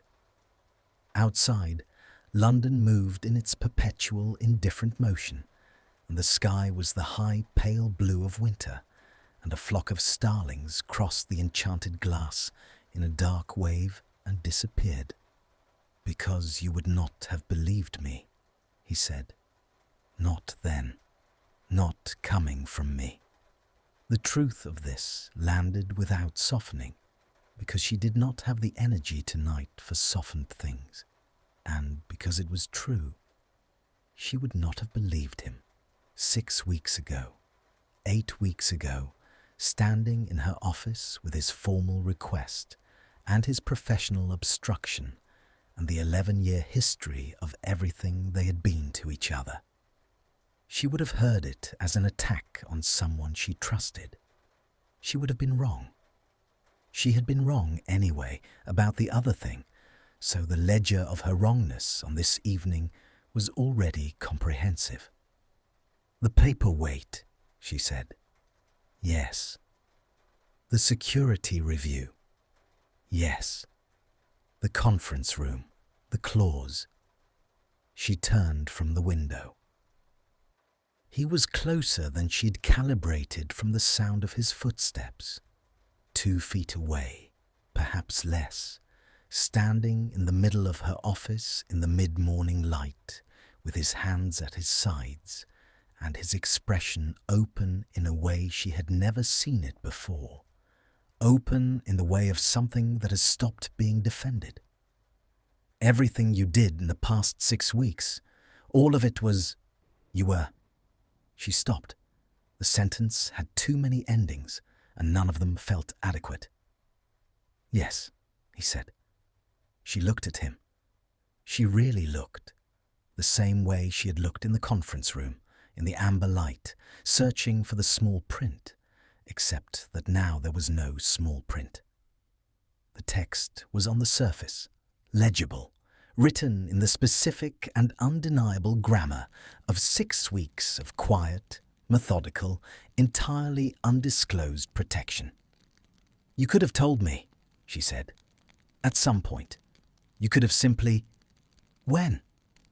He said it without defensiveness, a genuine question meeting her genuine question. "Before you trusted me. You didn't. After. I needed to be certain first. Certain enough that the evidence was undeniable and the action was already taken. Because you thought I'd choose him. A beat. I thought you'd choose the version of him that you knew." The accuracy of this was the sharpest thing she'd felt all morning. She turned back to the window because she needed somewhere to put her face for a moment, somewhere that wasn't his face with that expression on it, open and careful and carrying something she was not yet equipped to process alongside everything else. "I did choose him," she said, to the glass, to London. "I chose wrong. You trusted someone who was designed to be trusted," Draco said, and his voice had shifted. lower, less formal, the layer beneath the department head, the person beneath the structure. That isn't the same thing. It feels like the same thing. It isn't. She pressed 2 fingers against the glass. The cold moved through them immediately, clarifying, honest. She felt him behind her. 3 feet now, she thought. He had moved slightly closer, and the warmth of that proximity was specific against the cold of the glass, the 2 sensations orienting her in the room, in the moment, in the particular shape of this morning that was nothing like any morning she had planned for. "Why did you do it this way?" she asked. "The formal requests, the security review, the conference room. Why not go to the auras directly with what you knew?" "I tried the formal route." She heard something shift in his voice. They would have buried it in political consideration. The minister's assistant, the optics of that investigation, the timeline, the sourcing. It would have taken months. The timeline was weeks. "So you did it yourself?" "I did what I could from where I was." She turned from the window. He was 3 feet away, as she'd estimated, and the morning light was direct and without flattery, and in it his face was very clear. The angles of it, the controlled set of his jaw, and beneath all of that, the thing she kept seeing that she didn't have language for. The thing that had been there at the reception, at the window, the quality of someone standing in the middle of something they had built and finding it in some essential room, not quite. She stopped the thought. "You took a considerable risk," she said. "If it had gone wrong, if he'd noticed what you were doing before the auras were in position." "Yes." "That doesn't concern you?" He looked at her for a moment with those pale eyes, and something moved through them. Not quickly, not performed. Something that surfaced from deep and arrived at his expression without asking for permission. "It concerned me considerably less," he said, "than the alternative." The alternative. She and Callum Avery at a dinner somewhere, or an evening walk, or whatever the accelerated plan had looked like from the inside, and whatever had been waiting at the end of it. The compulsion that had failed. There's something more direct that had replaced it. She felt the particular cold of that thought move through her like the cold of the glass, clarifying, specific, making the dimensions of the room very precise. "Draco," she said, his name in her own mouth. Not Malfoy. That was the official register, the formal space. Draco, which she had used once before in the conference room by accident and had not taken back. This time it was not an accident. He didn't move. He held very still in the way he had. That quality of controlled stillness that she had once read as coldness and had learned across the particular education of the past 6 weeks to read correctly, as someone who moves very carefully because he knows the weight of his own movements. "You should sit down," he said quietly. "You've been standing for 2 hours." "I'm fine." "Hermione." The name, in his voice.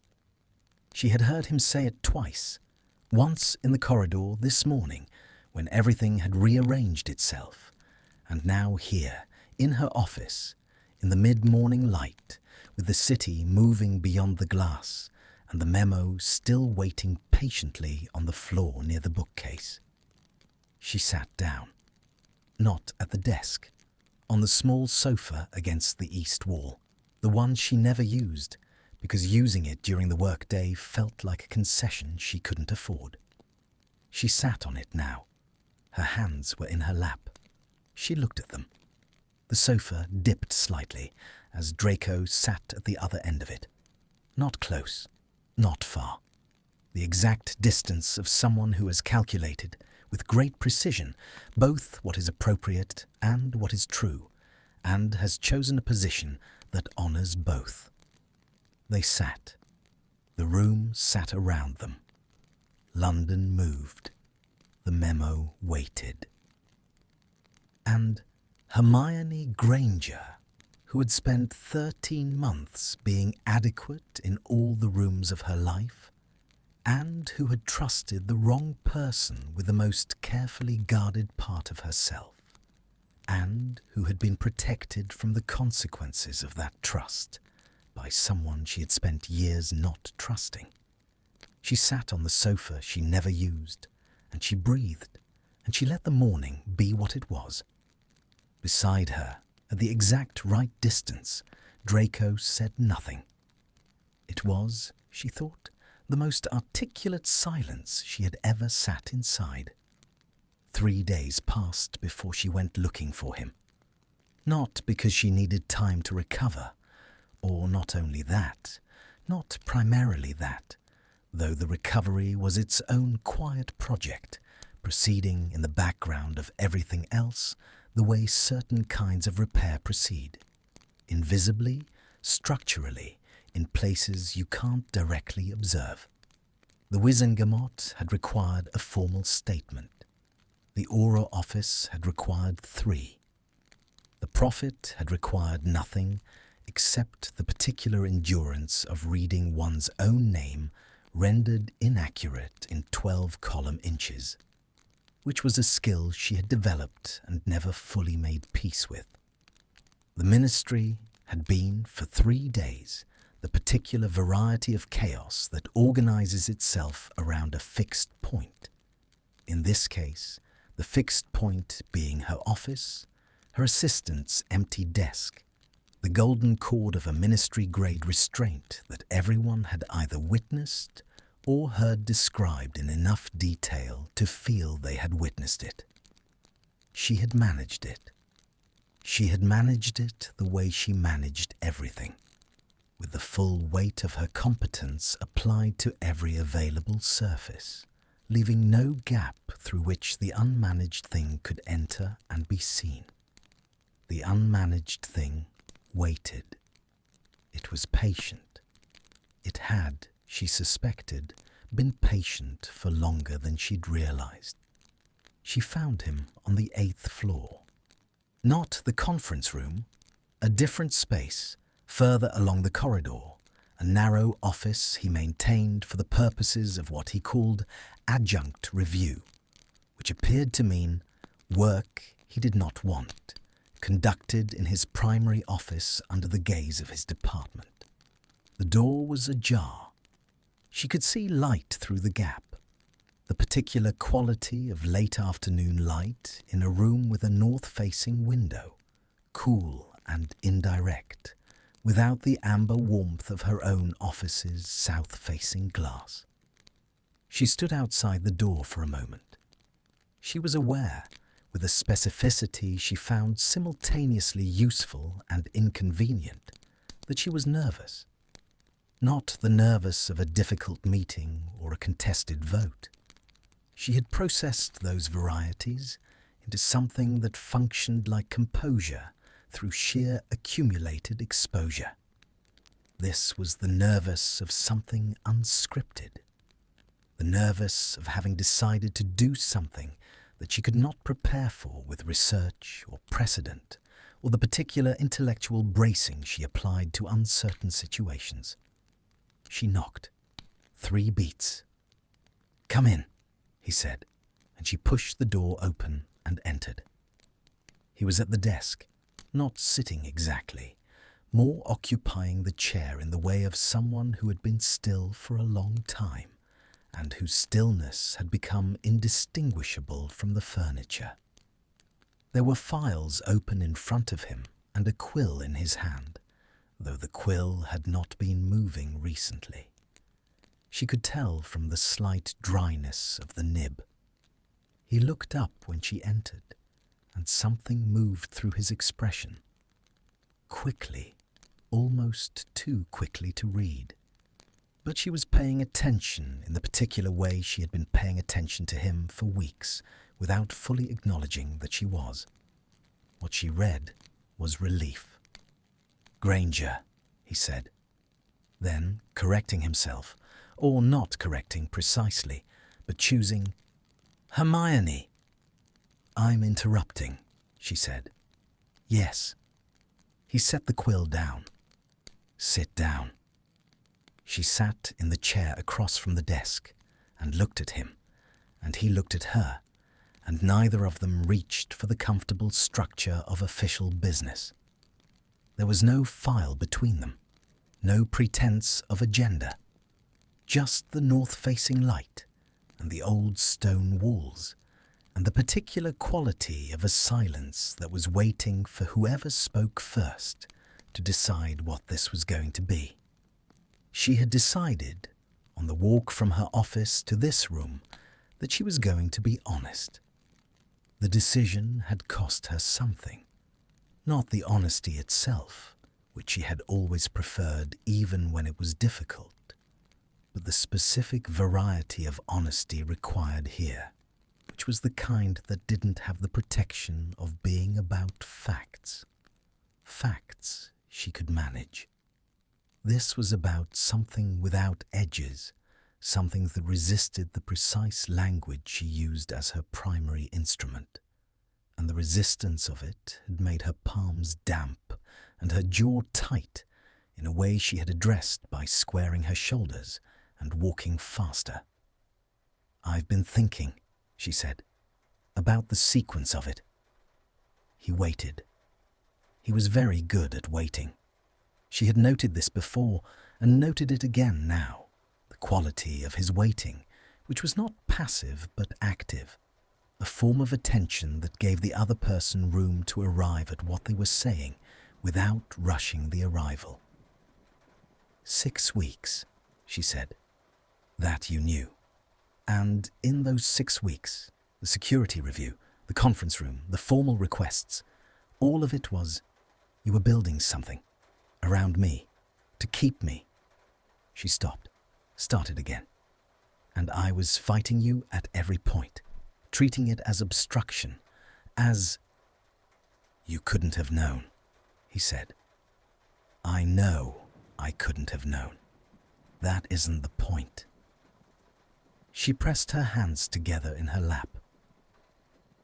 The point is that while I thought I was, while Callum was, the sentence fragmented, and she let it, because forcing it into a complete form would require her to say certain things aloud that she had been managing in silence and wasn't entirely ready to move into language. I was so certain, she said instead, about what I was reading, about what I understood, and I was wrong, and you were right there. The whole time. Draco was quiet for a moment. The north light moved slightly as a cloud crossed somewhere above, and the room went fractionally dimmer, and he sat in the dimness with his hands flat on the desk and an expression that had the quality of something that has been held very carefully for a long time and is now, incrementally, being set down. I wasn't right there as a correction of your judgment, he said. I was there because I knew something you didn't. That isn't the same thing. You knew something I didn't because you were paying attention. Yes. To me. A beat. Yes. She looked at him. The small print was gone. There was no small print. She understood now. There hadn't been for weeks, possibly longer. She had simply lacked the correct orientation to read what was actually on the surface. She looked at him the way she looked at things she was finally seeing accurately, with the combination of recognition and slight shock that accompanies the resolution of a long-held misperception. How long have you been paying attention to me? She said, in the specific way you mean when you say it. He held her gaze for a long moment. Outside the narrow window, London was completing another of its daily transitions. Day into the preliminary registers of evening, the sky moving through its colour vocabulary in the slow, indifferent way of something that has been doing this for a very long time and finds the question of audience irrelevant. "Longer than is professionally appropriate," he said. Something shifted in her chest. Not the coal, that was his word, or the thing she imagined as his word, the private vocabulary of what he carried. Something in her own register, a kind of loosening, like a joint that has been held at tension for so long, the tension has become invisible until the moment of release. "That's a very careful answer," she said. "I'm a careful person. I've noticed." She said it without irony, and he received it without deflection, and the exchange had a quality she was only beginning to recognize as theirs, something that had developed across 6 weeks of arguments and formal requests, and amber light and corridor encounters, a specific register between the official and the personal that belonged to neither space entirely. She thought about the reception. October. She placed it now, reconstructed it from the outside rather than the inside. She had been at the window with a glass she wasn't drinking, and she had been feeling the particular quality of incompleteness she felt in rooms full of people who needed things from her. And she had not looked for Draco, because she had not thought of looking for Draco. And she wondered now, with the slightly vertiginous sensation of revised retrospection, whether he had been in that room. Whether he had been in the east side of the room, specifically where the light came from the long decorative windows and fell across anyone standing there at a lateral angle that made them easier to observe without appearing to. "Were you at the October reception?" she said. "Yes." "Were you watching me?" "I noticed you," he said, with a specific precision of someone choosing their words not to evade, but to be accurate. "You were at the west window. You had a glass of something you weren't drinking. You stayed for 40 minutes and spoke to 14 people and were alone for approximately 8 of those minutes in 3 separate intervals, each one slightly longer than the last." She stared at him. "You counted?" "I noticed," he said again. "I didn't count. I retain things I notice." She absorbed this. She thought about herself at that window, the feeling she had been standing inside, the incompleteness, the particular loneliness of being in a room full of people who needed the minister, and finding the space where a different kind of need might be met entirely empty. She thought about what it meant that he had been in that room, registering the intervals of her solitude with the accuracy of someone who understood what they were looking at. "At the reception," she said carefully, "after you noticed me, what did you do?" "I turned away," he said, "before you could see me looking." The simplicity of this arrived with a weight that was not simple at all. She sat with it for a moment, the image of him in that room, turning away, carrying whatever he had been carrying for however long he had been carrying it, and then leaving and going home to the intelligence report and the 12 pages he had written himself and the letter he had started and not sent. "The letter," she said.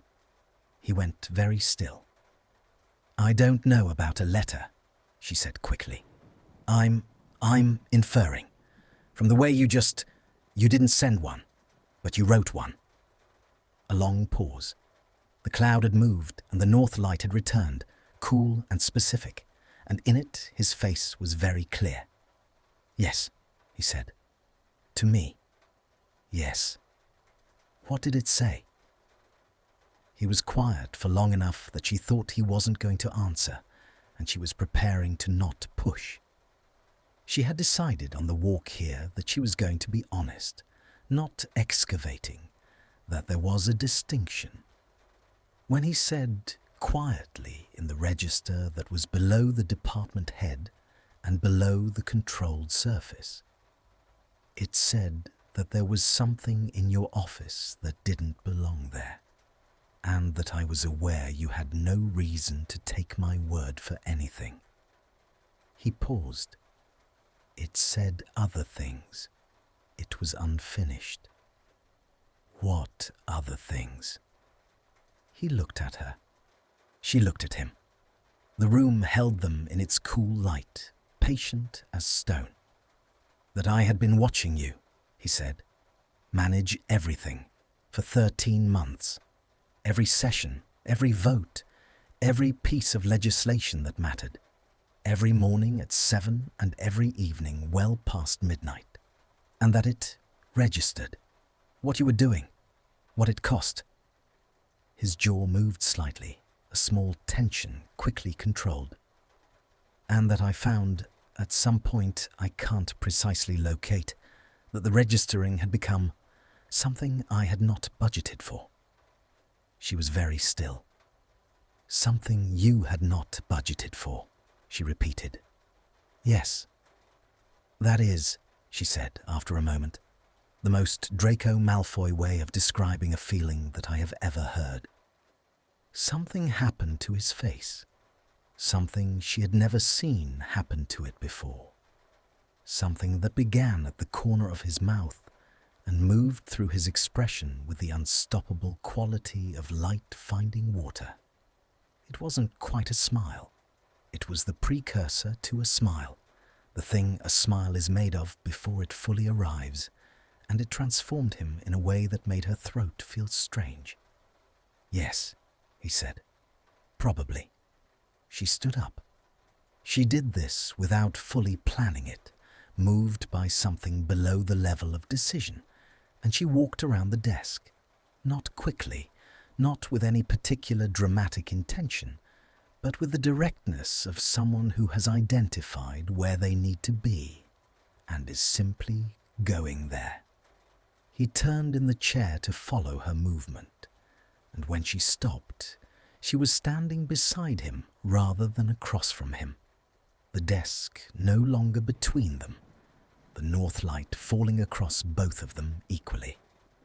She looked down at him. He looked up at her. The distance was very small.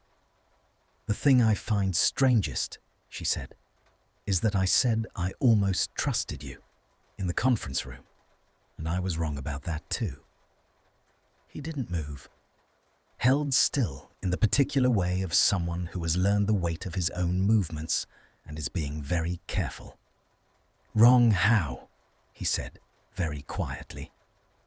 I didn't almost trust you, she said. I trusted you. I just hadn't admitted it yet. The room was very quiet. London moved beyond the narrow window with its customary indifference to the specific gravity of specific moments. The files on the desk remained open. The quill with its dry nib remained where he had set it down. Draco Malfoy looked up at her with an expression she was going to need a long time to fully read, and he said nothing, and the nothing was enormous, and she stood inside it and felt, for the first time in a very long time, that the essential room was not empty. She reached down and touched the back of his hand. Just that, the pads of her fingers against his knuckles, the warmth of him specific and immediate. And she felt him go very still, a different quality of stillness from all his other stillnesses. The stillness of something that has been held at tension for so long. The possibility of release is almost too large to move toward. She left her hand where it was. He turned his hand over, slowly, and her fingers slipped into the space between his, and he held them there with a gentleness so deliberate it felt like a sentence he had been composing for a very long time. They stayed like that in the north-facing light, in the narrow office on the 8th floor, while the city turned toward evening outside the window, and the silence continued to say everything that hadn't yet been said in words. She did not sleep well that night. This was not unusual. Her relationship with sleep had been complicated since the war, a casualty of years spent in tents and on watch, and in the particular hypervigilance of someone who had learned that the night was not always safe. She had developed strategies. Warm tea, specific temperatures, the white noise charm she'd invented in her second year as minister, when the legislative sessions had begun invading her dreams with their procedural language and unresolved amendments. The strategies worked reliably enough that she had stopped thinking of the sleeplessness as something to solve and had reclassified it as a feature of her particular architecture. Tonight, the strategies didn't work. She lay in the dark of her flat, the Islington flat she had chosen for its proximity to the ministry and its high ceilings and its view of a small square where a horse chestnut tree conducted its seasonal business with a dignity she found privately comforting. And she looked at the ceiling and thought about a hand turning over. The deliberateness of it, the slowness, the quality of that slowness, which was nothing like hesitation and everything like care. The care of someone who understood that certain movements, once made, could not be unmade, and who was making them anyway, with full knowledge of their weight. She pressed her hand against the blanket, felt the warmth of her own palm. It was not the same thing. She got up at 5:30, which was earlier than she needed to be, anywhere but late enough that returning to sleep was a statistical improbability. She made tea in the kitchen, real tea, not the ministry canteen variety, in the blue pot that had been her mother's, and that she kept for reasons she had long since stopped trying to articulate rationally. She stood at the kitchen window with the cup warming her hands, and she watched the horse chestnut tree in the square below move in the early wind, its bare winter branches making their complex, legible script against the lightening sky. She thought about what she had said. "I trusted you. I just hadn't admitted it yet." She thought about the expression on his face when she'd said it. She thought, "I need to do something with this. Not manage it, not file it, not apply to it the brisk efficiency I apply to things that frighten me. Something else, something I don't have an established procedure for."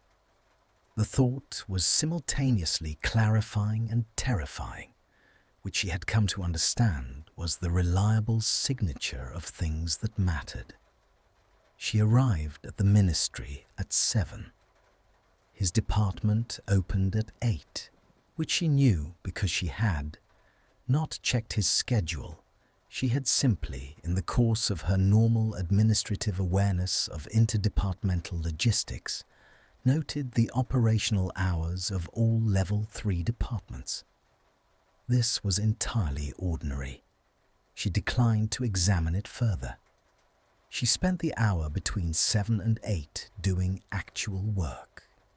The Creature Rights Amendment needed its corrected language formally integrated, which she accomplished with the focused velocity she could always access when the task was concrete. Her quill moving across the parchment with the particular confidence of someone who knows exactly what they're doing and why. The work steadied her. It always had. There was something in the act of making things precise, of finding the exact word, the correct clause, the formulation that meant what it needed to mean, and nothing extraneous, that operated as a form of self-restoration. At 8:04, she set the quill down. She looked at her office door. She thought about the 8th floor and the north-facing window and the narrow office where she had left something unfinished last night. Not because the moment had ended badly, but because the moment had ended at exactly the right point, where they had both felt the completeness of what had been said and understood without discussion that what came next required a different day. A day that was not the day of arrests and formal statements and 3 hours of aura interrogation. A day that was its own thing, clean, with its own light. Today was that day. She stood. She smoothed the front of her robes. Once, a gesture she performed without irony, because smoothing things was simply what her hands did when she was preparing herself. And she walked out of her office and up the stairs to the 8th floor, which took less time than it felt like it should. His office door was closed this morning. She knocked. 3 beats, her own rhythm this time, different from last night's. Slightly quicker, slightly more certain. She heard movement, the specific sound of a chair, and then the door opened and he was there, in his doorway, fully dressed and entirely composed, and he looked at her with an expression she was learning to read. The neutral surface, and beneath it, visible now to her in a way it hadn't been before, the actual thing. The actual thing was something she was going to need, she thought, considerably more time to fully map. But she had time. She had, if she chose to, a great deal of it. "You're early," he said. "I'm always early. It's 8:07. I had a document to finish." She looked at him. He looked at her. "May I come in?" He stepped back from the door. The office was different in morning light. The north-facing window that had given them cool, indirect afternoon illumination yesterday now admitted the low-angled winter sun at its early oblique, which threw long shadows across the floor and caught the edges of things in a way that made the room feel more specific, more inhabited. The files were still on the desk. The chair she had sat in yesterday was at a slightly different angle, as though someone had moved it and returned it approximately, but not precisely. She sat in it. He sat across from her. The desk between them again, which felt different today than it had yesterday. Not a barrier, more like a shared surface, something they were both on the same side of, even when it was physically between them. "I didn't sleep," she said. "Nor did I." He said it without elaboration, in the tone of someone offering a fact rather than a vulnerability. But she heard the vulnerability in it anyway, because she was paying the specific kind of attention that makes such things audible. "I've been thinking," she said, "about the letter." Something shifted in his posture. Very slight, the fractional adjustment of someone who has been mentioned in relation to something they hadn't expected to surface again. "The unfinished one," she said. "That you didn't send." "Yes. I want to know what the other things were." She held his gaze. "The things it said that you didn't tell me yesterday." A long pause. The winter sun moved fractionally, the earth's slow commerce entirely indifferent, and the long shadows on the floor shifted by a degree, and Draco Malfoy looked at her across the shared surface of his desk with an expression that had the quality of something arriving at a decision it had been approaching for a very long time. "The letter," he said carefully, began by saying that there was something in your office that didn't belong there.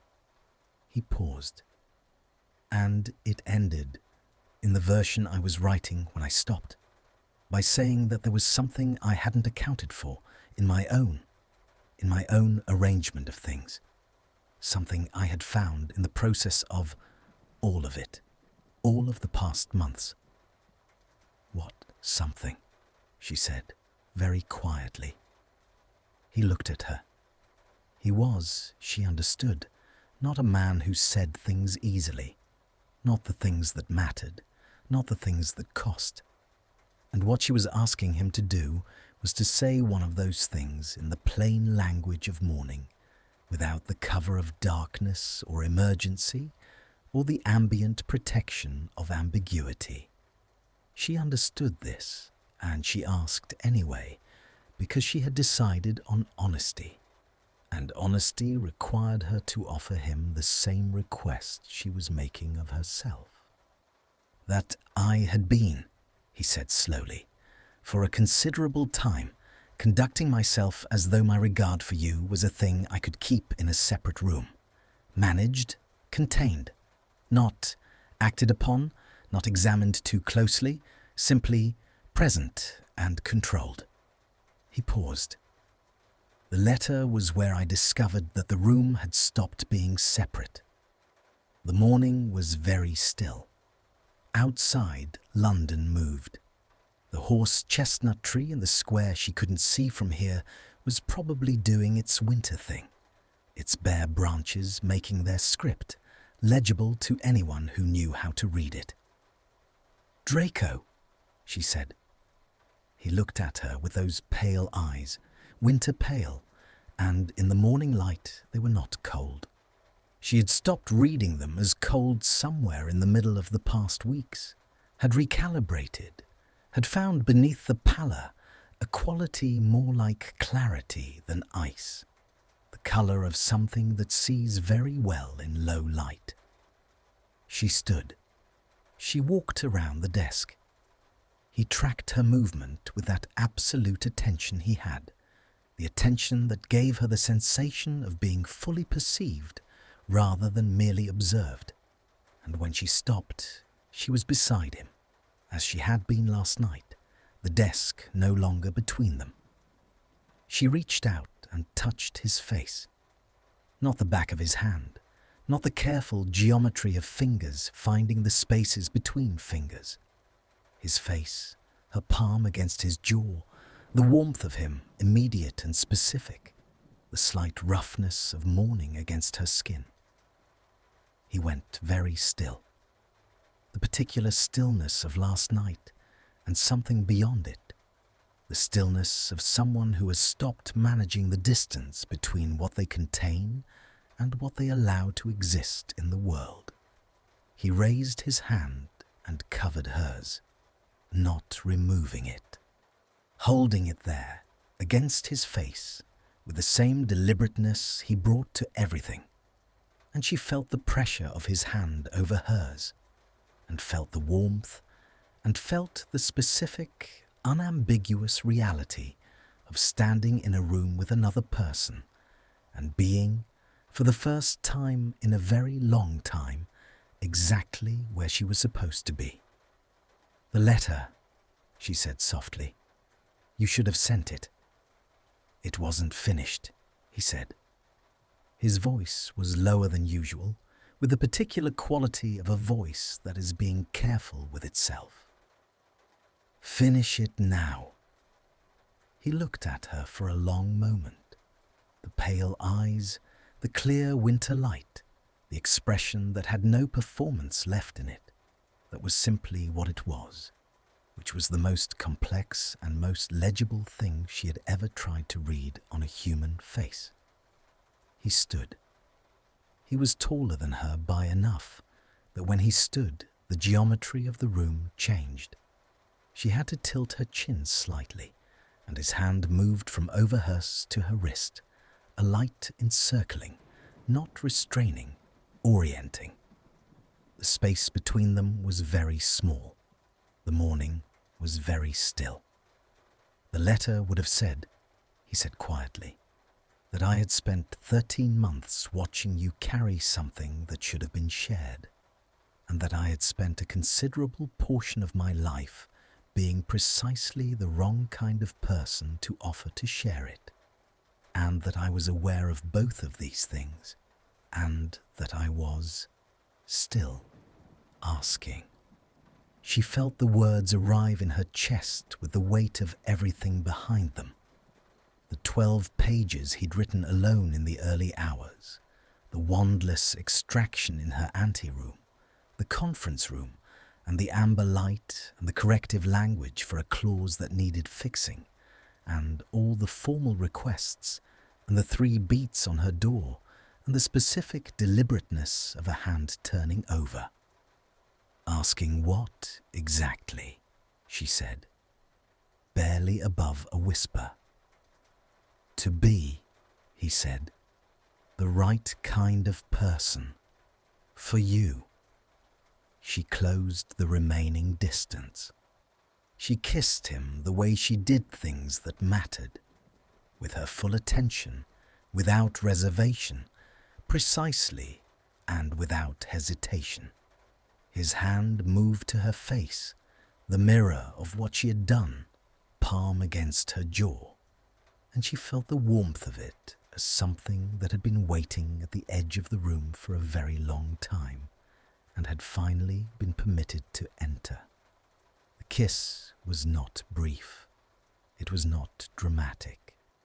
It was the kind of kiss that exists at the end of a long and complicated journey, unhurried, deeply felt, carrying the weight of everything that had preceded it without being crushed by it, warm in the way of something that has found, after considerable difficulty, the exact right place to be.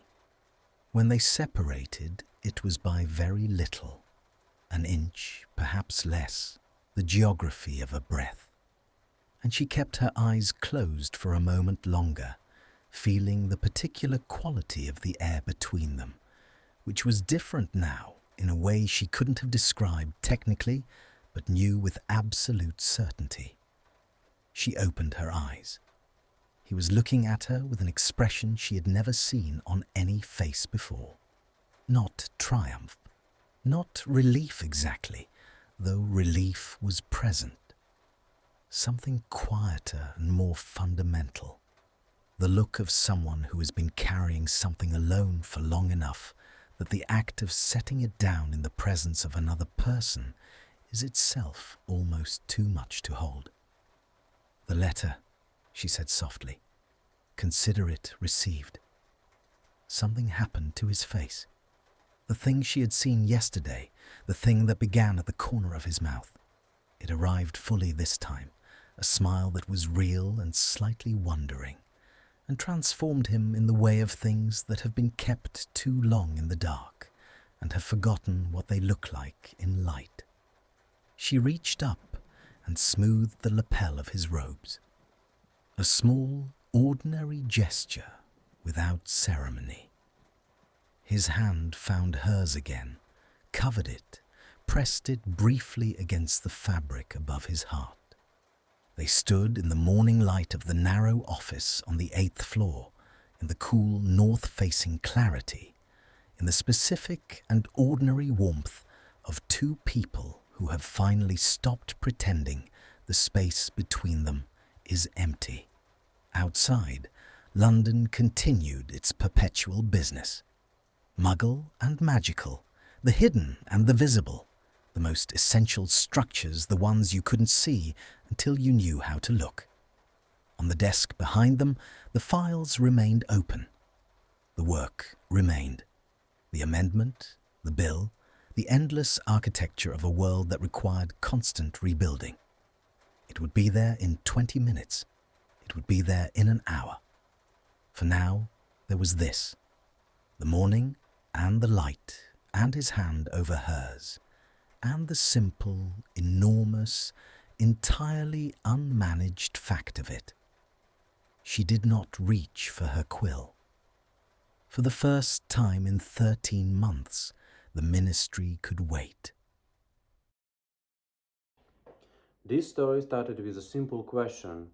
What if the person protecting you was the last person you expected? Hermione is brilliant. She rebuilt the world. She passed laws. She fought for people who had no voice. But she was lonely. And loneliness makes us trust the wrong things sometimes.